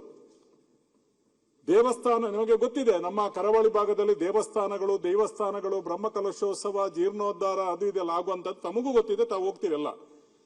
ಆದ್ರೆ ಒಂದೇ ಒಂದು ದೇವಸ್ಥಾನಗಳಿಗೆ ಒಂದು ನಯಾ ಪೈಸೆಯನ್ನು ನಾನು ನಮ್ಮ ಮಾನ್ಯ ಹಿರಿಯರಾದ ರಾಮಲಿಂಗೇಗೌಡರ ಕಾಲಿಗೆ ಬಿದ್ದು ಕಾಡಿ ಬೇಡಿದೆ. ಕಳೆದ ಅವಧಿಯಲ್ಲಿ ಬೊಮ್ಮಾಯಿ ಅವರು 5 ಕೋಟಿ ರೂಪಾಯಿಗಳನ್ನು ನಮಗೆ ಸ್ಯಾಂಕ್ಷನ್ ಮಾಡಿದ್ರು. ಆ ಸ್ಯಾಂಕ್ಷನ್ ಆದದನ್ನು ಸಹ ನಮಗೆ ಕೊಡಲಿಲ್ಲ. 1 ಕೋಟಿ ರೂಪಾಯಿ ಆದ್ರೂ ಕೊಡಿ ಅಂತ ನಾನು ಅವರ ಕಾಲಿಗೆ ಬಿದ್ದು ಬೇರೆ ಬೇರೆ ರೀತಿಯ ದೇವಸ್ಥಾನಗಳವರು ಮನೆಗೆ ಬಂದು ನಮ್ಮ ಹತ್ರ ನಮಗೆ ಸ್ವಲ್ಪ ಅನುದಾನ ತೆಗೆದುಕೊಡಿ ಅಂತ ಹೇಳುವಾಗ ನಮಗೆ ಇವತ್ತಿನವರೆಗೆ 1 ನಯಾ ಪೈಸೆ ಕೊಡ್ಲಿಕ್ಕೆ ಆಗ್ಲಿಲ್ಲ. ಬಹಳ ಬೇಸರ ಆಗ್ತದೆ. ಅದೇ ರೀತಿಯಲ್ಲಿ ಒಂದು ಗ್ರಾಮೀಣ ಅಭಿವೃದ್ಧಿಯ ರಸ್ತೆಗಳು, ಜಿಲ್ಲಾ ಪಂಚಾಯತ್ ರಸ್ತೆಗಳು ಇರ್ಬೋದು, ಬೇರೆ ಬೇರೆ ರಸ್ತೆಗಳನ್ನು PWಗಾದ್ರೂ ಬೇರೆ ಬೇರೆ ಮೂಲಗಳಿಂದ ರಿನ್ಯೂವಲ್ಗಳಿಂದ ಕೆಲವು ಕೆಲಸಗಳು ಆಗ್ತವೆ. ಹಾಗಾಗಿ ಅಭಿವೃದ್ಧಿ ಶೂನ್ಯ ಆಗಿದ್ದಂತಹ ಈ ಸಂದರ್ಭದಲ್ಲಿ ನಾವು ಒಬ್ಬ ಶಾಸಕರಾಗಿ ಕ್ಷೇತ್ರದಲ್ಲಿ ಯಾವ ರೀತಿಯಲ್ಲಿ ಒಂದು ಪ್ರವಾಸವನ್ನು ಮಾಡಬೇಕು ಮತ್ತು ಅಭಿವೃದ್ಧಿಯನ್ನು ಯಾವ ರೀತಿಯಲ್ಲಿ ನಾವು ಕೈಗೊಳ್ಳಬೇಕು ಅಂತ ಬಹುಶಃ ನಮಗೆ ಗೊತ್ತಾಗ್ತಾ ಇಲ್ಲ. ಇವತ್ತು ನನ್ನ ಕ್ಷೇತ್ರದಲ್ಲಿ ಬಜಿಪೆ ಮತ್ತು ಕಿನ್ನಿಗೋಳು 2 ಪಟ್ಟಣ ಪಂಚಾಯತಿಗಳಿಗೆ ಮೊನ್ನೆ ತಾನೇ ಹೊಸತಾಗಿ ಆಗಿ ಚುನಾವಣೆ ಆಯಿತು. ಅಲ್ಲಿ ಸಹ ಹಾಗೆ ಒಬ್ಬೊಬ್ಬ ಸದಸ್ಯ ಹೇಳ್ತಾರೆ ನಮಗೆ 2 ಲಕ್ಷ ರೂಪಾಯಿಗಳಷ್ಟು ಮಾತ್ರ ಅಲ್ಲಿದೆ, ಯಾವುದೇ ಅನುದಾನಗಳು ಬರ್ತಾ ಇಲ್ಲ. ಹಾಗಾಗಿ ಇವತ್ತು ನೂತನವಾಗಿ ಏನು 1-2 ಪಟ್ಟಣ ಪಂಚಾಯತಿಗಳಿಗೆ ಚುನಾವಣೆ ಆಗಿದೆ, ಅಲ್ಲಿ ಇವತ್ತು ಸದಸ್ಯರು, ಅಧ್ಯಕ್ಷ ಉಪಾಧ್ಯಕ್ಷರುಗಳು, ಸದಸ್ಯರುಗಳು ಆಯ್ಕೆ ಆಗಿದ್ದಾರೆ. ಆ ಪಟ್ಟಣ ಪಂಚಾಯತಿಗಳಿಗೆ ಬಜ್ಪೆ ಮತ್ತು ಕಿನ್ನಿಗೋಳಿ ಪಟ್ಟಣ ಪಂಚಾಯತಿಗಳಾದ್ರೂ ಅಲ್ಲಿಗೂ ಸ್ವಲ್ಪ ಅನುದಾನವನ್ನ ಬಹುಶಃ ನಮ್ಮ ಪೌರಾಡಳಿತ ಸಚಿವರು ಅವರಿಲ್ಲ, ಅವರು ಯಾವತ್ತೂ ಕಾಣ್ತಾ ಇಲ್ಲ, ಅವರು ಅದನ್ನು ಮನಸ್ಸು ಮಾಡಿ ಸರ್ಕಾರದಿಂದ ಕೊಡಬೇಕು. ಬಜೆಟ್ ಅಲ್ಲಿ ಸಹ ಅದು ನಮಗೆ ಎಲ್ಲಿಯೂ ಕಾಣ್ತಾ ಇಲ್ಲ. ಆದ್ರೂ ಅದನ್ನು ಆ 2 ಪಟ್ಟಣ ಪಂಚಾಯತಿಗಳಿಗೆ ಮತ್ತೆ ಉಳಿದಂತ ಪುರಸಭೆಗಳಿಗೆ, ಪಟ್ಟಣ ಪಂಚಾಯತಿಗಳಿಗೆ ಕೊಡಬೇಕು ಅಂತ ತಮ್ಮ ಮೂಲಕ ನಾನು ವಿನಂತಿಯನ್ನು ಮಾಡ್ತೇನೆ. ಇವತ್ತು ಕಡಲ್ ಕೊರೆತ ಕಳೆದ ಬಜೆಟಿನಲ್ಲಿ ತಮ್ಮ ಮುಂದೆ ಮೊನ್ನೆ ಸಹ ನಾವು ಊರಲ್ಲಿ ಚರ್ಚೆ ಮಾಡುವಾಗ ಹೇಳಿದ್ದೇವೆ. ಕಳೆದ ಬಜೆಟ್ ಅಲ್ಲಿ ನಮ್ಮ ಕರಾವಳಿ ಭಾಗಕ್ಕೆ ಕಡಲ್ ಕೊರೆತಕ್ಕೆ 231 ಕೋಟಿ ರೂಪಾಯಿಯನ್ನ ಬಜೆಟ್ ಅಲ್ಲಿ ಇಟ್ಟು ಸ್ಯಾಂಕ್ಷನ್ ಆಗಿದೆ. ಆ 231 ಕೋಟಿ ಎಲ್ಲಿ ಹೋಗಿದೆ ಅಂತ ಗೊತ್ತಿಲ್ಲ ನಮಗೆ. ಇವತ್ತಿನವರೆಗೆ 1 ವರ್ಷ ಆಯ್ತು, ಇನ್ನೊಂದು ಬಜೆಟ್ ಆಯ್ತು. ಈ ಬಜೆಟಿನವರೆಗೆ 231 ಕೋಟಿ ರೂಪಾಯಿ ಏನಾಗಿದೆ, ಎಲ್ಲಿ ಹೋಗಿದೆ, ಬಹುಶಃ ನಮಗೆ ಮಾಹಿತಿ ಸಿಕ್ಕಾಗಿ ಅದು ಕಂದಾಯ ಇಲಾಖೆಯಲ್ಲಿ ನಿಂತಿದೆ. ಅದು ಎಸ್ಟಿಮೇಟ್ ಸರಿ ಇಲ್ಲ ಅಂತ ಹೇಳಿದ್ರು. ಎಸ್ಟಿಮೇಟ್ PWD ಮಾಡಬಹುದು. ಏನೋ ನಮ್ಮ ಪೋರ್ಟ್ ಅಂಡ್ ಡೆವಲಪ್ಮೆಂಟ್ ಅವರು ಮಾಡಿದಂತ ಎಸ್ಟಿಮೇಟ್ ಸರಿ ಇಲ್ಲದ್ರೆ ಕಂದಾಯ ಇಲಾಖೆ ಅದನ್ನು ಮಾಡಿ 1 ವರ್ಷ ಆಯ್ತು, ಅದನ್ನು ಇಟ್ಟುಕೊಂಡಿದ್ದಾರೆ. ಹಾಗಾಗಿ ಈ ಕಡಲ್ ಕೊರೆತ ಇವತ್ತು ತುಂಬಾ ಇರುವುದರಿಂದ ಅದನ್ನು ಇನ್ನು ಮಳೆ ಬರ್ಲಿಕ್ಕೆ ಆಯ್ತು, ಅದನ್ನು ಆದಷ್ಟು ಬೇಗ ಅದನ್ನು ಹೋದ ಸಲದನ್ನಾದ್ರೂ ಕೊಡಬೇಕು ಅಂತ ಕೇಳಿಕೊಳ್ತಾ ಇದ್ದೇನೆ. ಇವತ್ತು ನಾವು ಕರಾವಳಿ ಭಾಗದವರು, ತಮಗೆ ಗೊತ್ತಿದೆ, ಕೋಸ್ಟಲ್ ಬೆಲ್ಟಿನಲ್ಲಿ ಇವತ್ತು ನನ್ನ ಕ್ಷೇತ್ರದಲ್ಲಿ ಹೇಳೋದಿದ್ರೆ ನಿಮ್ಮ ಕ್ಷೇತ್ರದಲ್ಲೂ ಮಾನ್ಯ ಅಧ್ಯಕ್ಷರೇ, ಇವತ್ತು ಸೋಮೇಶ್ವರ ಇರ್ಬೋದು, ನಮ್ಮ ವೇದವ್ಯಾಸ ಕಾಮತರ ಪಣಂಬೂರು ಇರ್ಬೋದು, ಬೆಂಗ್ರೆ ಇರ್ಬೋದು, ಭರತಶೆಟ್ರ ಪಣಂಬೂರು ಇರ್ಬೋದು, ನಮ್ಮ ಸಸಿಹಿತ್ತಲು ಇವತ್ತು ಪ್ರವಾಸಿಗರನ್ನ ಕೈ ಬೀಸಿ ಕರೆಯುವಂತ ಒಂದು ಕ್ಷೇತ್ರ ಸರ್. ಪ್ರವಾಸೋದ್ಯಮ ಸಚಿವರು ತಾವಿದ್ದೀರಿ. ಒಂದು ಕೈ ಬೀಸಿ ಕರೆಯುವಂತ ಕ್ಷೇತ್ರಗಳು ಇವತ್ತು ಪ್ರತಿಯೊಬ್ಬರು ರಜೆ, ಈಗ ಮೊನ್ನೆ 4 ದಿನ ರಜೆ ಇತ್ತು, ಇವತ್ತು ನಿನ್ನೆ ಬ್ಯಾಂಗ್ಳೂರಿಗೆ ಬರ್ಲಿಕ್ಕೆ ಆಗಲಿಲ್ಲ, ಅಷ್ಟು ಜನ ಊರಿಗೆ ಬಂದು ವಾಪಸ್ ಬರ್ತಾ ಇದ್ದಾರೆ. ಯಾಕಂತ ಹೇಳಿದ್ರೆ ನಮ್ಮ ಕಡಲ ಕಿನಾರೆಗೆ ಪ್ರವಾಸೋದ್ಯಮಕ್ಕಾಗಿ ಅದನ್ನ ಆ ಒಂದು ಸವಿಯನ್ನ ಸವಿಲಿಕ್ಕಾಗಿ ಬರ್ತಾ ಇದ್ದಾರೆ. ಮಲ್ಪೆ, ಗಿಲ್ಪೆ, ನಮ್ಮ ಕಾಪು, ಪ್ರತಿಯೊಂದು ಕಡೆಯೂ ಇವತ್ತು ಪ್ರವಾಸೋದ್ಯಮಕ್ಕೂ ಒಂದು ಈ ಬಜೆಟ್ ಅಲ್ಲಿ ನಮಗೆ ಏನು ಅನುದಾನಗಳು ಕಾಣ್ತಾ ಇಲ್ಲ. ಯಾಕೆಂತ ಹೇಳಿದ್ರೆ ಮಾನ್ಯ ಉಪಮುಖ್ಯಮಂತ್ರಿಗಳು ಸಹ ಒಂದು ಮೀಟಿಂಗ್ ಅನ್ನು ಮಾಡಿ ನಮ್ಮ ಜಿಲ್ಲೆಯಲ್ಲಿ ಬಂದು ಪ್ರವಾಸೋದ್ಯಮವನ್ನು ಅಭಿವೃದ್ಧಿ ಪಡಿಸಬೇಕು, ನಮ್ಮ ತಲಪಾಡಿಯಿಂದ ಹಿಡಿದುಕೊಂಡು ಕಾರವಾರದವರೆಗೆ ಅದನ್ನು ಅಭಿವೃದ್ಧಿ ಪಡಿಸಬೇಕು ಅಂತ ಹೇಳಿಕೊಂಡು ಒಂದು ದೊಡ್ಡ ಸಭೆಯನ್ನು ಸಹ ಮಾಡಿದ್ದಾರೆ ಅಧಿಕಾರಿಗಳು. ನಮಗೊಂದು ಆಸೆ ಚಿಗುರಿತಾಗ ಏನಾದ್ರೂ ನಮ್ಮ ಕ್ಷೇತ್ರ ಒಂದು ಪ್ರವಾಸೋದ್ಯಮಗಳು ಅಭಿವೃದ್ಧಿ ಆಗ್ಬಹುದು, ಒಂದು ಪುಸ್ತಕವನ್ನೆಲ್ಲ ಬಿಡಿ ಏನೇನು ಎಲ್ಲೆಲ್ಲಿಗೆ ಕೊಡಬೇಕು ಅಂತೆಲ್ಲ ಮಾಡಿದ್ದಾರೆ. ಆದ್ರೆ ಇವತ್ತು ಬಜೆಟ್ ಅಲ್ಲಿ ಅದು ಕಾಣ್ತಾ ಇಲ್ಲ. ಮಾನ್ಯ ಅಧ್ಯಕ್ಷರು ಮತ್ತು ನಾವು ಸೇರಿಕೊಂಡೆಲ್ಲ ಶಾಸಕರು ಅಧಿಕಾರಿಗಳು ಸೇರಿಕೊಂಡು ಇನ್ನೊಂದು ಸಭೆಯನ್ನು ಮಾಡಿದಾಗ ನಮಗೆ ಈ ಬಜೆಟ್ ಅಲ್ಲಿ ಬೇರೆ ಏನು ಕೊಡದಿದ್ರು ತೊಂದರೆ ಇಲ್ಲ, ನಮ್ಮ ತಲಪಾಡಿಯಿಂದ ಇದ್ರು ಕಾರವಾರದವರೆಗೆ ಒಂದು ಕಡಲ ಬದಿಯಲ್ಲಿ ಒಂದು ರಸ್ತೆಯನ್ನ ನಿರ್ಮಾಣ ಮಾಡಬೇಕು, ಅದಕ್ಕೆ 1,200 ಕೋಟಿ 1,500 ಕೋಟಿಯನ್ನ ನಾವು ಕೇಳಬೇಕು ಅಂತ ಹೇಳಿ ಅಧ್ಯಕ್ಷ ರಿಂಗ್ ರೋಡ್ ತಲಪಾಡಿಯಿಂದ ಹಿಡಿದುಕೊಂಡು ನಮ್ಮ ಅಧ್ಯಕ್ಷರ ಕ್ಷೇತ್ರದಿಂದ ಕಾರವಾರದವರೆಗೆ ಒಂದು ಸಮುದ್ರದ ಬದಿಯಲ್ಲಿ ಒಂದು ರಸ್ತೆಗಳನ್ನು ಮಾಡಿದಾಗ ಒಂದು ಟ್ರಾಫಿಕ್ಗಳ ಸಮಸ್ಯೆಗಳು ಕಮ್ಮಿ ಆಗ್ತದೆ, ಮತ್ತೊಂದು ನಮ್ಮ ಕಡಲ ಕಿನಾರೆ ಅಭಿವೃದ್ಧಿ ಆಗ್ತದೆ. ಕಡಲ ಕೊರೆತಕ್ಕೆ ನಾವು ಏನು ವರ್ಷಕ್ಕೆ 250-300 ಕೋಟಿ ಕೊಡ್ತೇವೆ, ಅದನ್ನು ಉಳಿಸಿದಾಗೆ ಆಗ್ತದೆ. 5 ವರ್ಷ ಕಡಲ ಕೊರೆತಕ್ಕೆ ಕೊಡುವ ದುಡ್ಡನ್ನು ಇಟ್ಟರು ಈ ರಸ್ತೆಯನ್ನು ನಮಗೆ ಮಾಡ್ಲಿಕ್ಕೆ ಆಗ್ತದೆ, ಅಭಿವೃದ್ಧಿ ಆಗ್ತದೆ, ಪ್ರವಾಸೋದ್ಯಮ ಸಹ ಬಹಳ ಉತ್ತಮ ರೀತಿಯಲ್ಲಿ ಆಗ್ತದೆ ಅಂತ ನಾವು ಅಧ್ಯಕ್ಷರ ಅಧ್ಯಕ್ಷತೆಯಲ್ಲಿ ಒಂದು ಸಭೆಯನ್ನು ಮಾಡಿದ್ದೇವೆ. ಅಧ್ಯಕ್ಷರು ಮುಖಕ್ಕೆ ಕೈ ಇಟ್ಕೊಂಡು ನಾನು ಮಾತಾಡಿದನ್ನು ಕೇಳ್ತಾ ಇದ್ದಾರೆ. ಬಹುಶಃ ಮುಖ್ಯಮಂತ್ರಿಗಳಿಗೆ ಸರ್ಕಾರಕ್ಕೆ ಅವರು ಹೇಳಿದ್ದಾರೆ ಇಲ್ವೋ ಗೊತ್ತಿಲ್ಲ. ಅದೊಂದು ಆದ್ರೆ ಈ ಕಡಲ ಕೊರೆತಕ್ಕೆ ವರ್ಷ ನಾವು ಕೊಡುವಂತ ದುಡ್ಡುಗಳೇನಿದೆ ವೇಸ್ಟ್ ಆಗ್ತದೆ. ಅದರ ಬದಲಿಗೆ ಈ ರಸ್ತೆಯನ್ನು ಮಾಡಿದರೆ ಕಡಲ ಕೊರೆತವನ್ನು ತಡೆಗಟ್ಟಿದಾಗೆ ಆಗ್ತದೆ, ಹಾಗೆ ರಸ್ತೆಯೂ ಆಗ್ತದೆ ಮತ್ತು ನಮ್ಮ ಎಲ್ಲ ರೀತಿಯಿಂದ ಸಹಕಾರ ಆಗ್ತದೆ, ಅಭಿವೃದ್ಧಿ ಆಗ್ತದೆ. ಈ ನಿಟ್ಟಿನಲ್ಲಿ ತಾವು ನಮ್ಮಿಂದ ಬಹಳ ಹಿರಿಯರಿದ್ದೀರಿ, ಅನುಭವಸ್ಥರಿದ್ದೀರಿ, ಪ್ರವಾಸೋದ್ಯಮ ಸಚಿವರಾಗಿದ್ದೀರಿ. ದಯವಿಟ್ಟು ಇದರ ಬಗ್ಗೆ ತಾವು ಗಮನವನ್ನು ಕೊಡಬೇಕು ಅಂತೇಳಿ ಈ ಸಂದರ್ಭದಲ್ಲಿ ತಮ್ಮ ಮೂಲಕ ನಿಮಗೆ ನಾನು ಇದನ್ನ ಹೇಳಲಿಕ್ಕೆ ಬಹಳ ಸಂತೋಷ ಪಡ್ತಾ ಇದ್ದೇನೆ. ಹಾಗೇನೆ ನಮ್ಮ ಜಿಲ್ಲೆಯ ಸಮಸ್ಯೆಗಳು ಈಗಾಗಲೇ ನಮ್ಮ ಸುನೀಲ್ ಕುಮಾರ್ ಅವರು ಹೇಳಿದ್ರು. 9/11 ಮಾನ್ಯ ಕಂದಾಯ ಸಚಿವರು ನನ್ನ ಕ್ಷೇತ್ರಕ್ಕೆ ಮೊನ್ನೆ ಒಂದು ಪ್ರಜಾಸೌಧ ಉದ್ಘಾಟನೆಗೆ ಬಂದಾಗಲೂ ನಾನು ಅವರೊಟ್ಟಿಗೆ ಚರ್ಚೆ ಮಾಡಿದ್ದೇನೆ. RDPR ಕಮಿಷನರ ಕಚೇರಿಗೆ ಹೋಗಿ ನಾನು ಚರ್ಚೆ ಮಾಡಿದ್ದೇನೆ. ಯಾಕೆಂತ ಹೇಳಿದ್ರೆ 9/11 ಆಗ್ತಾ ಇಲ್ಲ. ಏನು ಅಂತ ಕೇಳಿದ್ರೆ ಇಲ್ಲಿ ಗುಂಟೆ ನಿಮ್ಮ ಊರಲ್ಲಿ ಸೆನ್ಸ್ ಆದ್ದರಿಂದ ಏನೋ ಸ್ವಲ್ಪ ಟೆಕ್ನಿಕಲ್ ಪ್ರಾಬ್ಲಮ್ ಅಂತ ಹೇಳ್ತಾ ಇದ್ದಾರೆ. ಟೆಕ್ನಿಕಲ್ ಪ್ರಾಬ್ಲಮ್ ಈಗ ಗುಂಟೆ ಆದದ್ದು ಹಿಂದೆ ಈಗ ಸೆನ್ಸ್ ಆದದ್ದಲ್ಲ. ರಾಜ್ಯದಲ್ಲಿ ಯಾವುದೇ ಒಂದು ಪ್ರಾಜೆಕ್ಟ್ ಅನ್ನು ಮಾಡುವಾಗ ಅದನ್ನು ಯಾವ ರೀತಿಯಾಗಿ ನಾವು ಮಾಡಬೇಕು, ಎಲ್ಲಿಗೂ ಸಮಸ್ಯೆ ಆಗದಾಗೆ ಮಾಡಬೇಕು ಅಂತ ಹೇಳಿಕೊಂಡು ಮಾಡಬೇಕಿತ್ತು. ಇವತ್ತು ಒಂದೊಂದು ಪಂಚಾಯತ್ ರಾಸಿ ಇವತ್ತು ಬಿದ್ದಿದೆ. 9/11 ಸಿಗ್ತಾ ಇಲ್ಲ. 9/11 ಸಿಕ್ಕದೆ ಯಾರಿಗೂ ಬಡವರಿಗೆ ಮನೆ ಲೋನ್ ಆಗ್ಲಿಕ್ಕೆ ಆಗೋದಿಲ್ಲ, ಮನೆ ಕಟ್ಟಲಿಕ್ಕೆ ಆಗೋದಿಲ್ಲ, ಹಲವಾರು ಸಮಸ್ಯೆಗಳಿದೆ. ಈ ಸಮಸ್ಯೆಗಳಿಗೆ ಪರಿಹಾರ ದಿವಸಕ್ಕೆ ಎಷ್ಟೋ ಜನ ನಮ್ಮ ಮನೆ ಬಾಗಿಲಿಗೆ ಬರ್ತಾರೆ, ಕಚೇರಿಗೆ ಬರ್ತಾರೆ, ಅಲೆದಾಡ್ತಾರೆ. ನಮಗೆ 9/11 ಸಿಕ್ಲಿಲ್ಲ, 4 ತಿಂಗಳಾಯ್ತು, 5 ತಿಂಗಳಾಯ್ತು, 3 ತಿಂಗಳಾಯ್ತು ಹೇಳ್ತಾರೆ. ನಾನು ಕಮಿಷನ್ ಹತ್ರ ಮಾಡುವಾಗ ಎಲ್ಲೆಲ್ಲ ನಾನು VC ಮಾಡ್ತೇನೆ, ಕೂಡಲೇ VC ಮಾಡಿ ನಮ್ಮ RDPR ಕಮಿಷನರ್ ಹತ್ರ ಅವರ ಭೇಟಿ ಮಾಡಿದ್ದೇನೆ. ಕೂಡಲೇ ನಾಳೆ ನಾನು VC ಮಾಡಿ ಮಾತಾಡ್ತೇನೆ, ಹಾಗೆ ಚರ್ಚೆ ಆಗಲಿ. ಸಣ್ಣ ಟೆಕ್ನಿಕಲ್ ಪ್ರಾಬ್ಲಮ್ ಇವತ್ತಿನವರೆಗೆ VC ಮಾಡಲಿಲ್ಲ, ನಮ್ಮ ಸಮಸ್ಯೆ ಪರಿಹಾರ ಆಗಲಿಲ್ಲ. ಹಾಗಾದ್ರೆ IAS ಅಧಿಕಾರಿಗಳೇ ಇಷ್ಟೊಂದು ಜವಾಬ್ದಾರಿಯನ್ನು ತಗೊಳ್ಳದಿದ್ರೆ, ಅವರು ನಿರಾಯಸವಾಗಿದ್ದಕ್ಕೆ ಸ್ಪಂದನೆ ಮಾಡಿದ್ರೆ ನಾವು ಏನ್ ಮಾಡಬೇಕಾಗಿದೆ? ನಮ್ಮ ಕ್ಷೇತ್ರದ ಜನರಿಗೆ ಅಥವಾ ನಮ್ಮ ಜಿಲ್ಲೆಯ ಜನರು ಏನ್ ಮಾಡಬೇಕು? ಬಹುಶಃ ಉಡುಪಿ, ದಕ್ಷಿಣ ಕನ್ನಡ 2 ಜಿಲ್ಲೆಯ ಸಮಸ್ಯೆ, ಕೊಡಗು 2-3 ಜಿಲ್ಲೆಗಳ ಸಮಸ್ಯೆ ಇದೆ. ಗುಂಟೆ ಮತ್ತು ಸೆನ್ಸ್ ಇದ್ದದ್ದರಿಂದ ಇದು ಒಬ್ಬರ ಇದರಿಂದ ಇನ್ನೊಬ್ಬಕ್ಕೆ ಲಾಗಿನ್ಗೆ ಹೋಗುದಿಲ್ಲ, ಮತ್ತೊಬ್ಬರಿಂದ ಮತ್ತಕ್ಕೆ ಹೋಗುದಿಲ್ಲ. ಹಾಗಾಗಿ ಅದಲ್ಲೇ ಸ್ಥಗಿತ ಆಗಿದೆ. ಬಹಳ ಕಷ್ಟ ಆಗಿದೆ. ನಮ್ಮ ಸಭಾಧ್ಯಕ್ಷರಿಗೆ ಇದರ ಬಗ್ಗೆ ಮಾಹಿತಿ ಇದೆ. ದಯವಿಟ್ಟು ಇದರ ಬಗ್ಗೆ ಗಮನ ಹರಿಸಿ ಕೂಡಲೇ ಈ ಬಡವರಿಗೆ ಆಗುವಂತ ಈ ಕಷ್ಟವನ್ನ ನಿವಾರಿಸಬೇಕು ಅಂತ ನಾನು ಮಾನ್ಯ ಸಭಾಧ್ಯಕ್ಷರ ಮೂಲಕ ಸರ್ಕಾರವನ್ನು ಒತ್ತಾಯಿಸ್ತೇನೆ. ಹಾಗೇನೆ ಕಳೆದ 2.5-3 ವರ್ಷಗಳಿಂದ ಈಗಾಗಲೇ ನಮ್ಮ ಹಿರಿಯರಾದಂತಹ ಗೋಪಾಲರು ಮಾತಾಡಿದ್ರು. BPL ರೇಷನ್ ಕಾರ್ಡ್ ಇಶ್ಯೂ ಮಾಡುವಂತಹದ್ದು ನಿಂತು ಹೋಗಿದೆ. ಬೇರೆ ಬೇರೆ ಕಡೆಗಳಲ್ಲಿ 2-3 ಕಾರ್ಡ್ಗಳಿವೆ. ಆದ್ದರಿಂದ ಇದರ ಬಗ್ಗೆ ಸೂಕ್ಷ್ಮವಾಗಿ ಗಮನ ಹರಿಸ್ತೇವೆ. ಅದಕ್ಕಾಗಿ ನಿಲ್ಲಿಸಿದ್ದು. ಎಷ್ಟು ವರ್ಷ ನಿಲ್ಲಿಸಿದ್ದೀರಿ? ಈ BPL ಕಾರ್ಡ್ ಯಾರಿಗಾಗಿ? ಇದು ಬಡವರಿಗಾಗಿರುವಂತದ್ದು. 3 ವರ್ಷದಿಂದ ಒಂದೇ ಒಂದು ಕಾರ್ಡ್ ಇಶ್ಯೂ ಆಗ್ತಾ ಇಲ್ಲ. ಇವತ್ತು ನಿಮಗೆ ಗೊತ್ತಿದೆ, ಇವತ್ತು ನಾವು ಹಿಂದಿನ ಹಾಗೆ ಅಲ್ಲ. ಹಿಂದಿನ ಜೀವನ ಹೇಗಿತ್ತು ಅಂತ ಕೇಳಿದ್ರೆ, ಕುಡಿಯುವ ನೀರಿನಿಂದ ಹಿಡಿದು ತಿನ್ನುವ ಆಹಾರ ಸಹ ಅದು ಅಷ್ಟು ಒಳ್ಳೆಯ ಶುದ್ಧವಾದಂತಹ ಆಹಾರಗಳನ್ನ ನಾವು ತಿಂತಾ ಇದ್ದೆವು. ಸೇವಿಸುವ ಗಾಳಿ ಶುದ್ಧ ಇತ್ತು. ಇವತ್ತು ಸೇವಿಸುವ ಗಾಳಿಯಿಂದ ಹಿಡಿದು ಕುಡಿಯುವ ನೀರಿನಿಂದ ಹಿಡಿದು ತಿನ್ನುವಂತ ಎಲ್ಲ ಆಹಾರಗಳು ವಿಷಪೂರಿತ, ಎಲ್ಲ ವಿಷಪೂರಿತವಾಗಿದೆ. ಆದ್ದರಿಂದ ನಾವು ಬಹುಶಃ ಎಷ್ಟು ಕಷ್ಟದಲ್ಲಿರುವವರಿಗೆ, ಊಟಕ್ಕೆ ಗತಿ ಇಲ್ಲದವರಿಗೆ ದೊಡ್ಡ ದೊಡ್ಡ ರೋಗಗಳು ಇವತ್ತು ಬರ್ತಾ ಇದ್ದದ್ದು ನಾವು ಕಾಣ್ತೇವೆ. ಆ ದೊಡ್ಡ ದೊಡ್ಡ ರೋಗಗಳು ಬರುವಾಗ ಅವರಿಗೆ ಏನಾದ್ರೂ ಪರಿಹಾರಕ್ಕೆ ಒಂದು ಕೇಂದ್ರ ಸರ್ಕಾರ ಆಯುಷ್ಮಾನ್ ಭಾರತದ ಮೂಲಕ ಒಂದು 5 ಲಕ್ಷ ರೂಪಾಯಿಯನ್ನ BPL ಕಾರ್ಡ್ನವರಿಗೆ, APL ಕಾರ್ಡ್ನವರಿಗೆ ಒಂದು 1.5 ಲಕ್ಷ ರೂಪಾಯಿಯನ್ನ ಸಿಕ್ಕುವ ಹಾಗೆ ಮಾಡಿದೆ. ಆದ್ರೆ ಈ ರೇಷನ್ ಕಾರ್ಡೇ ಸಿಕ್ಕದಿದ್ರೆ ಅವರು ಏನ್ ಮಾಡ್ಬೇಕು? ನಮ್ಮಲ್ಲಿ ಬಂದು ಹೇಳ್ತಾರೆ, ಡಾಕ್ಟರ್ ಅಷ್ಟು ಎಸ್ಟಿಮೇಟ್ ಕೊಟ್ಟಿದ್ದಾರೆ, ಇಷ್ಟು ಲಕ್ಷ ಹೇಳಿದ್ದಾರೆ, ಅಷ್ಟು ಲಕ್ಷ ಹೇಳಿದ್ದಾರೆ. ಅವರನ್ನ ನಾವು ಮತ್ತೆ ಇಲ್ಲಿ ಫುಡ್ ಡಿಪಾರ್ಟ್ಮೆಂಟ್ಗೆ ಮಾತಾಡಿ, ಬ್ಯಾಂಗ್ಳೂರಿಗೆ ಮಾಡಿ, ಮತ್ತೇನಾದ್ರೂ ಮಾಡಿ, ಎಮರ್ಜೆನ್ಸಿ ಏನಾದ್ರೂ ಇದ್ರೆ ಮಾಡ್ಲಿಕ್ಕೆ ಆಗ್ತದೆ ವಿನಃ ಬಾಕಿ ಯಾವುದೇ ಜನರಿಗೆ ಇವತ್ತು BPL ಕಾರ್ಡ್ ಸಿಗ್ತಾ ಇಲ್ಲ. ಆದ್ದರಿಂದ ಸರ್ಕಾರ ಗಮನಿಸಬೇಕು. 3 ವರ್ಷದಿಂದ ಒಂದು BPL ಕಾರ್ಡ್ ಸಿಕ್ಕದಿದ್ರೆ ಬಡವರಿಗೆ ಸಿಕ್ಕುವಂತ ಸರ್ಕಾರದ ಸವಲತ್ತುಗಳು, ಬೇರೆ ಬೇರೆ ರೀತಿಯ ಸವಲತ್ತುಗಳು ಸಿಗ್ತವೆ. ಯಾವುದೇ ಸವಲತ್ತುಗಳು ಸಿಕ್ಕದಿದ್ರೆ ಅವ್ರು ಏನು ಮಾಡಬೇಕು? ಆದ್ದರಿಂದ ದಯವಿಟ್ಟು ಇದನ್ನು ತಾತ್ಸಾರ ಮಾಡದೆ ಸರ್ಕಾರ ಇದನ್ನು ಅತಿ ಗಮನ ಹರಿಸಿ ಆದಷ್ಟು ಬೇಗ ಇದನ್ನು ಮಾಡಬೇಕು ಅಂತ ನಾನು ಅಧ್ಯಕ್ಷರ ಮೂಲಕ ಸರ್ಕಾರವನ್ನು ಒತ್ತಾಯ ಮಾಡ್ತಾ ಇದ್ದೇನೆ. ಹಾಗೇನೆ ಈಗಾಗಲೇ ಮಾನ್ಯ ಸುನಿಲ್ ಕುಮಾರ್ ಅವರು ಮಾತಾಡುವಾಗ ಹೇಳಿದರು, ನಮ್ಮ ಭಾಗದಲ್ಲಿ ಈ ಸತ್ಯಸಾರ ಮನಿ ಅಂತ ಒಂದು ಸಮಾಜ ಮತ್ತು ಅವರು ನಂಬಿಕೊಂಡು ಬರುವಂತ ಬ್ರಹ್ಮ ಮುಗೇರ್ಕಳ ದೈವ ಇದು ಬಹುಶಃ ನನ್ನ ಕ್ಷೇತ್ರದಲ್ಲಿ ಅವರ ಮೂಲ ಸ್ಥಾನ ಇರೋದು. ಇಡೀ ನಮ್ಮ ಕರ್ನಾಟಕದಲ್ಲಿ ಮೂಲ ಸ್ಥಾನ ಮಿಜಾರಿ ಎಂಬಲ್ಲಿ ಅದರ ಮೂಲ ಸ್ಥಾನ ನಿರ್ಜೀವ ಸ್ಥಿತಿಯಲ್ಲಿತ್ತು. ಅದನ್ನು ಈಗಾಗಲೇ ಅವರೆಲ್ಲ ಒಟ್ಟು ಸೇರಿಕೊಂಡು ಇಡೀ ರಾಜ್ಯದ ಎಲ್ಲೆಲ್ಲಿ ಬೇರೆ ಬೇರೆ ಭಾಗಗಳಲ್ಲಿ ಚದುರಿ ಹೋದಂತಹ ಈ ಸತ್ಯಸಾರಮನಿ ಸಮಾಜದವರು ಆದಿ ದ್ರಾವಿಡ ಅಂತ ಹೇಳಿದ್ರೆ ಅವರು ಸತ್ಯಸಾರಮನಿ ಅಂತಾನೆ ಅವರ ಇದರಲ್ಲಿ ಬರಬೇಕು ಅಂತ ಅವರು ಒತ್ತಾಯ ಮಾಡ್ತಾ ಇದ್ದಾರೆ. ನಮ್ಮ ಸಮಾಜ ಸತ್ಯಸಾರಮನಿ ಸಮಾಜ, ಆದಿ ದ್ರಾವಿಡದ ಅಲ್ಲ.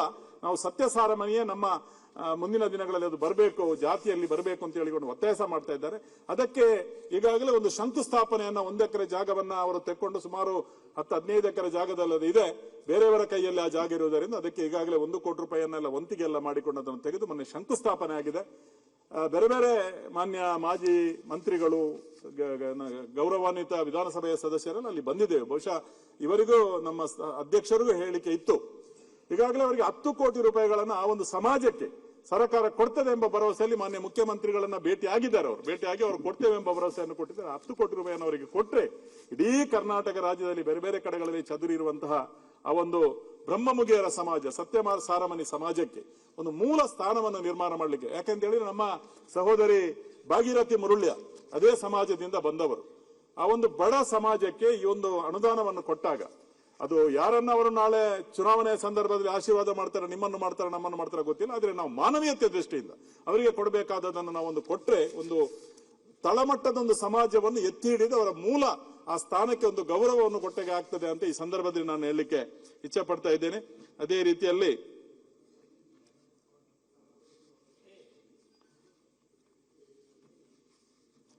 ಗ್ಯಾರಂಟಿಗಳನ್ನ ಸರ್ಕಾರ ಘೋಷಣೆ ಮಾಡಿದೆ, ಸಂತೋಷ. ಯಾಕೆಂತ ಹೇಳಿದ್ರೆ ಕಷ್ಟದಲ್ಲಿರುವವರಿಗೆ ಒಂದು ಗ್ಯಾರಂಟಿಗಳನ್ನ ಕೊಟ್ಟಾಗ ಅವರಿಗೆ ಒಂದು ಭರವಸೆ ಇರ್ತದೆ. ಸರ್ಕಾರ ನಮಗೊಂದು ಗ್ಯಾರಂಟಿಗಳನ್ನು ಕೊಡ್ತದೆ ಅಂತ ಒಂದು ನಂಬಿಕೆಯನ್ನು ಹುಟ್ಟಿಸಿದೆ ಅಂತ ಒಂದು ಭರವಸೆ ಇರ್ತದೆ. ಹಾಗೇನೆ ಗ್ಯಾರಂಟಿಗಳನ್ನು ನೀವು ಕೊಟ್ಟಿದ್ದೀರಿ. ಆದ್ರೆ ಕೆಲವು ಸಂದರ್ಭಗಳಲ್ಲಿ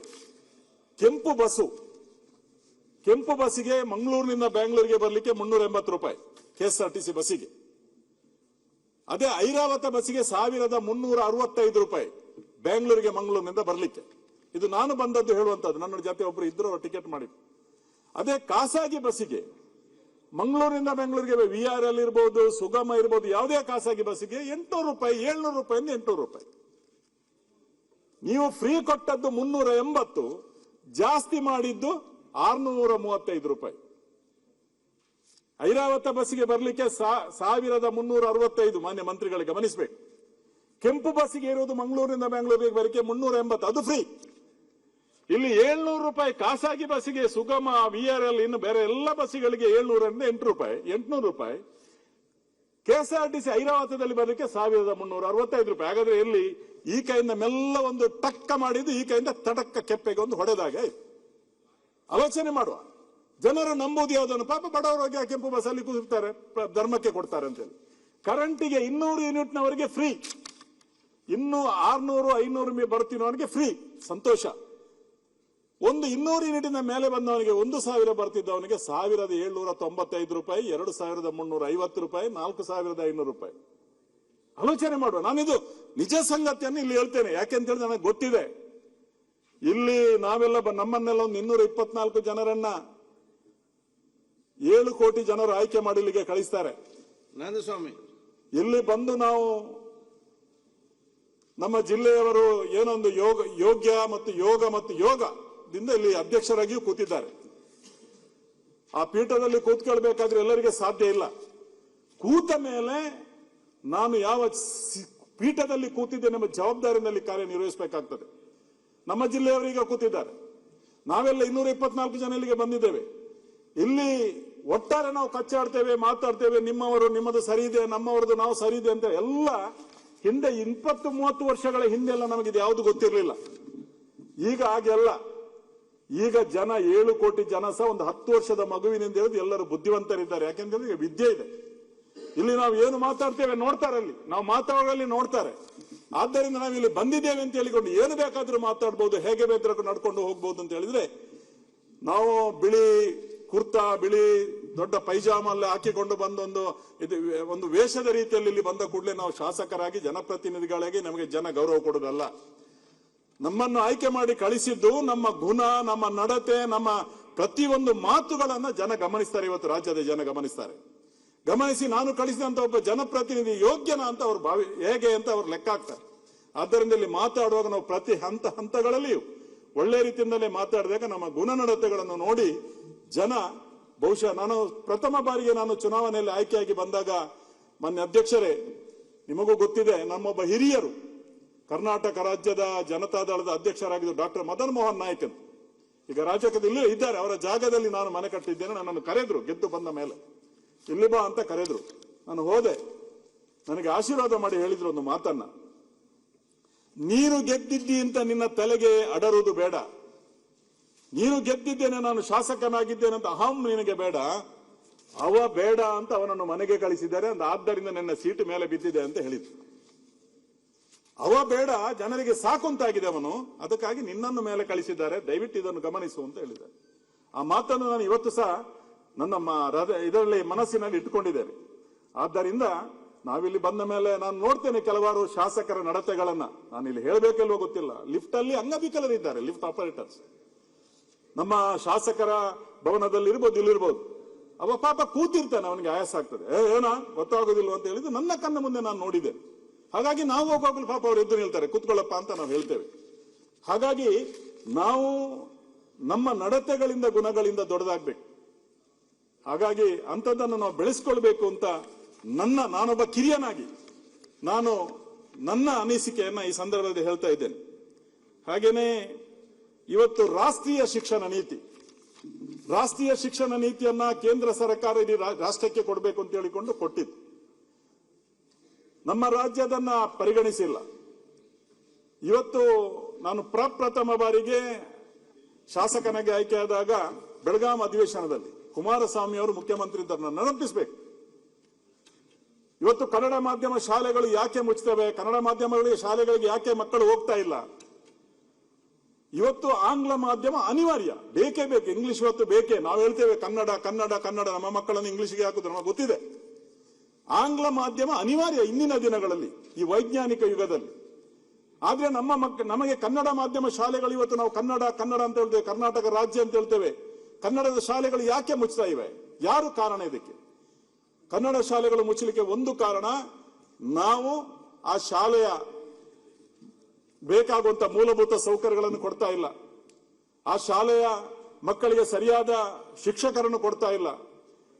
ಹಾಗಾಗಿ ಇವತ್ತು ಆಂಗ್ಲ ಮಾಧ್ಯಮಕ್ಕೆ ಒಲವುತ್ತಾರೆ. ಆದ್ರೆ ಕನ್ನಡ ಮಾಧ್ಯಮ ಬೇಕೇ ಬೇಕು. ಯಾಕೆ ಅಂತ ಕೇಳಿದ್ರೆ, ಇವತ್ತು ಕನ್ನಡ ಮಾಧ್ಯಮದಲ್ಲಿ ಸಿಕ್ಕುವಂತ ಶಿಕ್ಷಣದ ಆ ಒಂದು ರೀತಿ ರಿವಾಜುಗಳು, ಸಂಸ್ಕಾರಗಳು, ಸಂಸ್ಕೃತಿಗಳು ಆಂಗ್ಲ ಇವತ್ತು ನಾವು ಹೇಳ್ತೇವೆ ನನ್ನ ಮಗುವನ್ನು 10ನೇ ಕ್ಲಾಸಲ್ಲಿ 675ಕ್ಕೆ 675 ತೆಗಿಬೇಕು, ನೀನು 100ಕ್ಕೆ 100 ಮಾರ್ಕ್ ತೆಗಿಬೇಕು ಅಂತ ಹೇಳ್ತೇವೆ ನಾವು. ಮಾರ್ಕ್ ತೆಗೆದರೆ ಆಗ್ಲಿಲ್ಲ, ಮಾರ್ಕ್ ತೆಗೆದ್ರೆ ಒಳ್ಳೆಯ ಶಾಲೆಯಲ್ಲಿ ಸೀಟ್ ಸಿಗ್ಬಹುದು, ದುಡ್ಡು ಬೇಕಾದಷ್ಟು ಕೊಟ್ಟು ಒಳ್ಳೊಳ್ಳೆಯ ಶಾಲೆಯಲ್ಲಿ ಸೀಟ್ ಸಿಗ್ಬಹುದು. ಆದ್ರೆ ಮಾರ್ಕ್ ತೆಗೆಯುವುದರ ಜೊತೆಗೆ ನಾವು ಮುಂದೆ ಬದುಕಬೇಕಲ್ಲ, ಬದುಕುವ ವಿದ್ಯೆಯನ್ನು ನಾವು ಕಲಿಬೇಕು. ಬದುಕುವ ವಿದ್ಯೆಯನ್ನು ಕಲಿಸುವಂತ ಶಾಲೆಗಳು ಯಾವುದು ಅಂತ ಕೇಳಿದ್ರೆ ಕನ್ನಡ ಮಾಧ್ಯಮ ಶಾಲೆಗಳು. ಅದಕ್ಕಾಗಿ ಇವತ್ತು ರಾಷ್ಟ್ರೀಯ ಶಿಕ್ಷಣ ನೀತಿಯಲ್ಲಿ ಏನಿದೆ ಅಂತ ಕೇಳಿದರೆ, ನಮ್ಮ ರಾಷ್ಟ್ರಕ್ಕಾಗಿ ಬಲಿದಾನ ಮಾಡಿದವರು ಯಾರು? ನಾವು ಕಲಿತಂತದ್ದೇನು? ನಾವು ಕಲಿತಂತದ್ದು, ನಾವು ಶಾಲೆಗೆ ಹೋಗುವಾಗ ಕಲಿತದ್ದು ಮೊಘಲರು, ಆಂಗ್ಲರು, ಬ್ರಿಟಿಷರು, ಡಚ್ಚರು, ಪೋರ್ಚುಗೀಸರು. ಇಷ್ಟೇ ಗೊತ್ತು ನಮಗೆ. ನಮ್ಮ ದೇಶಕ್ಕಾಗಿ, ದೇಶದ ಸ್ವಾತಂತ್ರ್ಯಕ್ಕಾಗಿ ಹೋರಾಟ ಮಾಡಿ ಬಲಿದಾನ ಆದವರು ಯಾರು? ಮಹಾತ್ಮ ಗಾಂಧಿ, ನೆಹರು ಬಿಟ್ಟರೆ ಯಾರ ಹೆಸರು ಗೊತ್ತಿದೆ ನಮ್ಮ ಮಕ್ಕಳಿಗೆ? ನಮಗೆ ಯಾರ ಹೆಸರು ನಮ್ಮ ಮಕ್ಕಳಿಗೆ ಗೊತ್ತಿದೆ ಇವತ್ತು? ನೀವೊಂದು ಆಂಗ್ಲ ಮಾಧ್ಯಮದ ಶಾಲೆಗೆ ಹೋಗುವಂತ ಹುಡುಗನ ಹತ್ರ, 10ನೇ ಕ್ಲಾಸ್ನ ಹುಡುಗರ ಹತ್ರ ಕೇಳಂತೆ ಹಿಂದಿನ ಪ್ರಧಾನಿ ಯಾರು ಅಂತ ಕೇಳಿದ್ರೆ ನಮಗೆ ಗೊತ್ತಿಲ್ಲ. ಹಾಗಾಗಿ ಇವತ್ತು ರಾಷ್ಟ್ರೀಯ ಶಿಕ್ಷಣ ನೀತಿ ಅಂತ ಹೇಳಿ ನಮ್ಮ ರಾಷ್ಟ್ರಕ್ಕಾಗಿ ಬಲಿದಾನ ಆದವರ ಹೆಸರುಗಳು ಆ ಪುಸ್ತಕದಲ್ಲಿ ಬರಬೇಕು. ಅವರು ಮಾಡಿದಂತ ಕೆಲಸ ತ್ಯಾಗಗಳು ಬರಬೇಕು, ಸ್ವಾತಂತ್ರ್ಯ ಹೋರಾಟಗಳು ಬರಬೇಕು. ನಮ್ಮ ನಾಡಿನಲ್ಲಿ, ನಮ್ಮ ರಾಜ್ಯದಲ್ಲಿ, ನಮ್ಮ ಜಿಲ್ಲೆಯಲ್ಲಿ, ನಮ್ಮ ತಾಲೂಕಲ್ಲಿ ದೇಶಕ್ಕಾಗಿ, ರಾಷ್ಟ್ರಕ್ಕಾಗಿ, ಸಮಾಜಕ್ಕಾಗಿ ಅರ್ಪಣೆ ಮಾಡಿದವರ ಹೆಸರುಗಳು ಬರಬೇಕು. ನಮ್ಮ ಜಿಲ್ಲೆಯ ಸಂಸ್ಕೃತಿಗಳು, ಸಂಸ್ಕಾರಗಳ ಪಠ್ಯಪುಸ್ತಕದಲ್ಲಿ ಬರಬೇಕು. ನಮ್ಮ ರಾಜ್ಯದ ಸಂಸ್ಕಾರಗಳ ಪಠ್ಯಪುಸ್ತಕದಲ್ಲಿ ಬರಬೇಕು. ಅದು ನಮ್ಮ ಮಕ್ಕಳಿಗೆ ಗೊತ್ತಾಗಬೇಕೆಂಬ ದೃಷ್ಟಿಯಿಂದ ಇವತ್ತು ರಾಷ್ಟ್ರೀಯ ಶಿಕ್ಷಣ ನೀತಿಯನ್ನ ಕೇಂದ್ರ ಸರ್ಕಾರ ಜಾರಿಗೆ ತಂದಿದೆ, ವಿನಃ ಯಾವುದೇ ರಾಜಕೀಯ ಮಾಡ್ಲಿಕ್ಕೆ ಅಲ್ಲ. ಆದ್ದರಿಂದ ಅದು ನಮ್ಮ ಮಕ್ಕಳಿಗೆ ಗೊತ್ತಾಗಬೇಕು. ಇವತ್ತು ನಮ್ಮ ಮಕ್ಕಳಿಗೆ ಡ್ಯಾಡಿ, ಮಮ್ಮಿ, ಅಂಕಲ್, ಆಂಟಿ ಬಿಟ್ರೆ ಯಾರಿದ್ದಾರೆ? ದೊಡ್ಡಪ್ಪ ಇದ್ದಾನ, ಚಿಕ್ಕಪ್ಪ ಇದ್ದಾನ, ಚಿಕ್ಕಮ್ಮ ಇದ್ದಾರ, ಅಥವಾ ಅತ್ತೆ ಇದ್ದಾರ? ಯಾರಿಲ್ಲ. ಯಾಕೆಂತ ಹೇಳಿದ್ರೆ ಆಂಗ್ಲ ಮಾಧ್ಯಮ. ಇವತ್ತು ಕನ್ನಡ ಮಾಧ್ಯಮ ಶಾಲೆಗಳು ಉಳಿದೆ ಅಂತ ಹೇಳಿದ್ರೆ, ಮಾನ್ಯ ಅಧ್ಯಕ್ಷರೇ, ಹಳೆ ವಿದ್ಯಾರ್ಥಿಗಳಿಂದ ಅಂತ ಹೇಳಿಕೆ ನಾನು ಇಚ್ಛೆ ಪಡ್ತೇನೆ. ಇವತ್ತು ನಮ್ಮ ಊರಲ್ಲಿ ಬಂಟ್ವಾಳ ರಾಜೇಶ್ ನಾಯಕರ ಕ್ಷೇತ್ರದಲ್ಲಿ ದಡ್ಡಲ್ಕಾಡು ಒಂದು ಶಾಲೆ ಇದೆ. ನಾನು ನೆನಪು ಮಾಡ್ಬೇಕು, ಅಲ್ಲಿ ಹಳೆ ವಿದ್ಯಾರ್ಥಿಗಳು ಸೇರಿ ಸುಮಾರು 5 ಕೋಟಿ ರೂಪಾಯಿ ಖರ್ಚು ಮಾಡಿ ಆ ಶಾಲೆಗೆ ಬೇಕಾದಂತ ಎಲ್ಲ ಮೂಲಭೂತ ಸೌಕರ್ಯಗಳನ್ನ, ಕಟ್ಟಡ ಇರ್ಬೋದು, ಬಸ್ಸುಗಳು ಎಲ್ಲ ಕೊಟ್ಟರು. ಇವತ್ತು ಕನ್ನಡ ಮಾಧ್ಯಮ ನನ್ನ ಕ್ಷೇತ್ರದಲ್ಲಿ ಹಲವಾರು ಕರಂಬಾರು ಶಾಲೆ ಇರ್ಬೋದು, ಬೋರ್ಗುಡ್ಡೆ ಶಾಲೆ ಇರ್ಬೋದು, ತೋಕೂರಿದ್ದು ಹಳೆ ವಿದ್ಯಾರ್ಥಿ. ಇವತ್ತು ಎಲ್ಲಾ ಶಾಲೆಗಳು ಇವತ್ತು ಉಳಿದಿದ್ರೆ, ಮಕ್ಕಳಲ್ಲಿ ಬರಬೇಕಿದ್ರೆ ಎಲ್ಲ ಮೂಲಭೂತ ಸೌಕರ್ಯಗಳನ್ನು ಕೊಟ್ಟರೆ ಬರ್ತಾರೆ. ನಾನು ಬೆಳಗಾವಿ ಅಧಿವೇಶನದಲ್ಲಿ ಮಾನ್ಯ ಕುಮಾರಸ್ವಾಮಿ ಅವರ ಹತ್ರ ಒಂದು ಪ್ರಶ್ನೆ ಮಾಡಿದ್ದೆ. ಪ್ರಥಮ ಬಾರಿಗೆ ಆಂಗ್ಲ ಮಾಧ್ಯಮವನ್ನ LKG UKG ಇಂದ ಕನ್ನಡ ಮಾಧ್ಯಮದಲ್ಲಿ ತರಬೇಕು ಅಂತ ಮುಖ್ಯಮಂತ್ರಿಗಳಿಂದ ನಾನು ಹೇಳಿದಾಗ ಅವರು ಒಂದು ಉತ್ತರ ಕೊಡುವಾಗ ಒಂದು ಮಾತು ಹೇಳಿದ್ರು. ಇದರ ಬಗ್ಗೆ ನಾನು ಗಮನಿಸ್ತೇನೆ. ಒಂದೇ ತಿಂಗಳಲ್ಲಿ 1,000 ಶಾಲೆಗಳಲ್ಲಿ ಆಂಗ್ಲ ಮಾಧ್ಯಮವನ್ನ LKG UKG ಅಲ್ಲಿ ಪ್ರಾರಂಭಿಸಿದಂತ ಒಂದು ಗೌರವ ಇದ್ರೆ ಅದು ಕುಮಾರಸ್ವಾಮಿ ಅವರ ಹೊತ್ತು. ಪ್ರತಿ ವರ್ಷ ಈಗ 1,000 ಶಾಲೆಗಳಲ್ಲಿ ಇವತ್ತು ಈ ಆಂಗ್ಲ ಮಾಧ್ಯಮವನ್ನ LKG UKG ಅನ್ನ ಕನ್ನಡ ಮಾಧ್ಯಮದಲ್ಲಿ ನಾವು ಪ್ರಾರಂಭಿಸಿದ್ದೇವೆ. ಹಾಗಾಗಿ ಕನ್ನಡ ಮಾಧ್ಯಮ ಶಾಲೆ ಉಳಿಯಬೇಕು. ಇವತ್ತು ನಾನು ಒಂದು ಮಾತು ಹೇಳ್ತೇನೆ ಅಧ್ಯಕ್ಷರೇ, ಮೂಡುಬಿದ್ರೆ ಆಳ್ವಾಸ್ ವಿದ್ಯಾಸಂಸ್ಥೆ ನಿಮಗೆ ಗೊತ್ತಿರಬೇಕು. ಆಳ್ವಾಸ್ ವಿದ್ಯಾಸಂಸ್ಥೆಯವರು ನಮ್ಮ ಮೋಹನ್ ಆಳ್ವರವರು ಒಂದು ಕನ್ನಡ ಮಾಧ್ಯಮ ಶಾಲೆ 1ನೇ ಕ್ಲಾಸಿನಿಂದ 10ನೇ ಕ್ಲಾಸಿನವರೆಗೆ ಒಂದು ಶಾಲೆಯನ್ನು ಮಾಡಿದೆ. ದಯವಿಟ್ಟು ತಾವು ಆಚೆ ಬಂದಾಗ ಆ ಶಾಲೆಯನ್ನು ನೋಡ್ಬೇಕು, ಆ ಕ್ಯಾಂಪಸ್ ಅನ್ನು ನೋಡ್ಬೇಕು. ಮೊನ್ನೆ ತಾನೇ ಅಡ್ಮಿಷನ್ಗೆ, ಬರುವ ವರ್ಷದ ಅಡ್ಮಿಷನ್ಗೆ ಮೊನ್ನೆ ಅಲ್ಲಿ ಎಂಟ್ರಿ ಆಯ್ತು, ಪ್ರವೇಶ ಪರೀಕ್ಷೆ ಆಯ್ತು. 2,000 ವಿದ್ಯಾರ್ಥಿಗಳಿಗೆ ಪ್ರವೇಶಕ್ಕೆ 20,000 ವಿದ್ಯಾರ್ಥಿಗಳು ಇಡೀ ರಾಜ್ಯದಿಂದ ಬಂದಿದ್ದಾರೆ. ಇಡೀ ರಾಜ್ಯದಿಂದ 20,000 ಪ್ರತಿ ವರ್ಷ ವಿದ್ಯಾರ್ಥಿಗಳು ಬರ್ತಾರೆ. ಆ ರೀತಿಯ ಕನ್ನಡ ಮಾಧ್ಯಮ ಶಿಕ್ಷಣವನ್ನು ಫ್ರೀ ಆಗಿ ಕೊಡ್ತಾ ಇದ್ದಾರೆ. ಒಂದೇ ಒಂದು ನಯ ಪೈಸಾ ಫೀಸ್ ಇಲ್ಲ, ಪುಸ್ತಕ, ಇನ್ನೊಂದು ಅವರಿಗೆ ಹಾಸ್ಟೆಲ್ ಎಲ್ಲ ಫ್ರೀ. ಡಾಕ್ಟರ್ ಮೋಹನ್ ಅವರು 22,000 ವಿದ್ಯಾರ್ಥಿಗಳಿಗೆ ಕನ್ನಡ ಮಾಧ್ಯಮದಲ್ಲಿ ಅವರು ವಿದ್ಯಾಭ್ಯಾಸವನ್ನು ಫ್ರೀ ಆಗಿ ಕೊಡ್ತಾರೆ.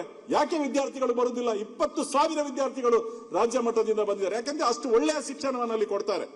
ಅವರು ಬೇರೆ ಸ್ಪೋರ್ಟ್ಸ್ಗೆ, ಅದಕ್ಕೆ ಬೇರೆ ಬೇರೆ ಕಲ್ಚರಲ್ ಅದು ಇದೆಲ್ಲ ಕೇಳಿ ಒಂದು 5, 7, 8,000 ವಿದ್ಯಾರ್ಥಿಗಳಿಗೆ ಫ್ರೀ ಆಗಿ ಶಿಕ್ಷಣವನ್ನು ಆಳ್ವಾಸಲ್ಲಿ ಕೊಡ್ತಾರೆ. ಆದ್ದರಿಂದ ಉಳಿಯುವುದಿಲ್ಲ ಅಂತ ಕೇಳಿದ್ರೆ ಕನ್ನಡ ಮಾಧ್ಯಮ ಶಾಲೆಗಳನ್ನು ಉಳಿಸಲಿಕ್ಕೆ ಆಗ್ತದೆ. ಒಳ್ಳೆಯ ಶಿಕ್ಷಕರನ್ನ, ಒಳ್ಳೆಯ ಗುರುಗಳನ್ನ ಕೊಟ್ಟರೆ ಖಂಡಿತವಾಗಿ ಮುಗಿಸಲಿಕ್ಕೆ ಸಾಧ್ಯತೆ ಇದೆ ಅಂತ ನಾನು ಖಂಡಿತವಾಗಿ ಹೇಳ್ತಾ ಇದ್ದೇನೆ. ಅದೇ ರೀತಿಯಲ್ಲಿ ಕಡೆಗೆ ಇನ್ನೊಂದು, ತುಳು ಭಾಷೆಯನ್ನ ರಾಜ್ಯ ಭಾಷೆ ಮಾಡಬೇಕು ಅಂತ ಹೇಳಿಕೊಂಡು ನಮ್ಮ ಎಲ್ಲರೂ, ನಾವು ಕರಾವಳಿ ಭಾಗದವರು ಒಂದು ಬಹಳ ಒತ್ತಡವನ್ನು ಹಾಕ್ತಾ ಇದ್ದೇವೆ. ಬಹುಶಃ ಡಾಕ್ಟರ್ ಮೋಹನ್ ಅವರ ಅಧ್ಯಕ್ಷತೆಯಲ್ಲಿ ಕಳೆದ ಅವಧಿಯ ನಮ್ಮ ಸರ್ಕಾರ ಇರುವ ಒಂದು ಸಮಿತಿ ಆಯಿತು. ವರದಿಯನ್ನ ಕೊಡ್ಲಿಕ್ಕೆ ಒಂದು ಸಮಿತಿಯನ್ನು ಮಾಡಿದ್ರು, ವರದಿಯನ್ನ ಕೊಟ್ಟಿದ್ದಾರೆ. ಆದ್ರೆ ಇವತ್ತು ಸರ್ಕಾರ ನಮಗೆ ಇದರ ಬಗ್ಗೆ ಮಾನ್ಯ ಮುಖ್ಯಮಂತ್ರಿಗಳು ಉತ್ತರವನ್ನು ಕೊಡುವಾಗ ನಮಗೊಂದು ಸ್ಪಷ್ಟವಾದಂತಹ ಮಾಹಿತಿಯನ್ನ ಕೊಡಬೇಕು. ಯಾಕೆಂತ ಹೇಳಿದ್ರೆ ತುಳುನಾಡು ಅಂತ ಹೇಳಿದ ಕೂಡಲೇ ನಮ್ಮ ಅರಬ್ಬಿ ಸಮುದ್ರದಿಂದ ಹಿಡಿದು ಘಟ್ಟದವರೆಗೆ ಆಚೆ ಬಾರ್ಕೂರು ಅಂತ ಹೇಳ್ತಿದ್ದೆವು, ರಾಜಧಾನಿ ಇತ್ತು ತುಳುನಾಡಿದ್ದು, ರಾಜಧಾನಿ ಬಾರ್ಕೂರು. ಈಚೆ ನಮ್ಮ ಬಹುಶಃ ಶಬರಿಮಲೆಯವರೆಗೆ ತುಳುನಾಡು.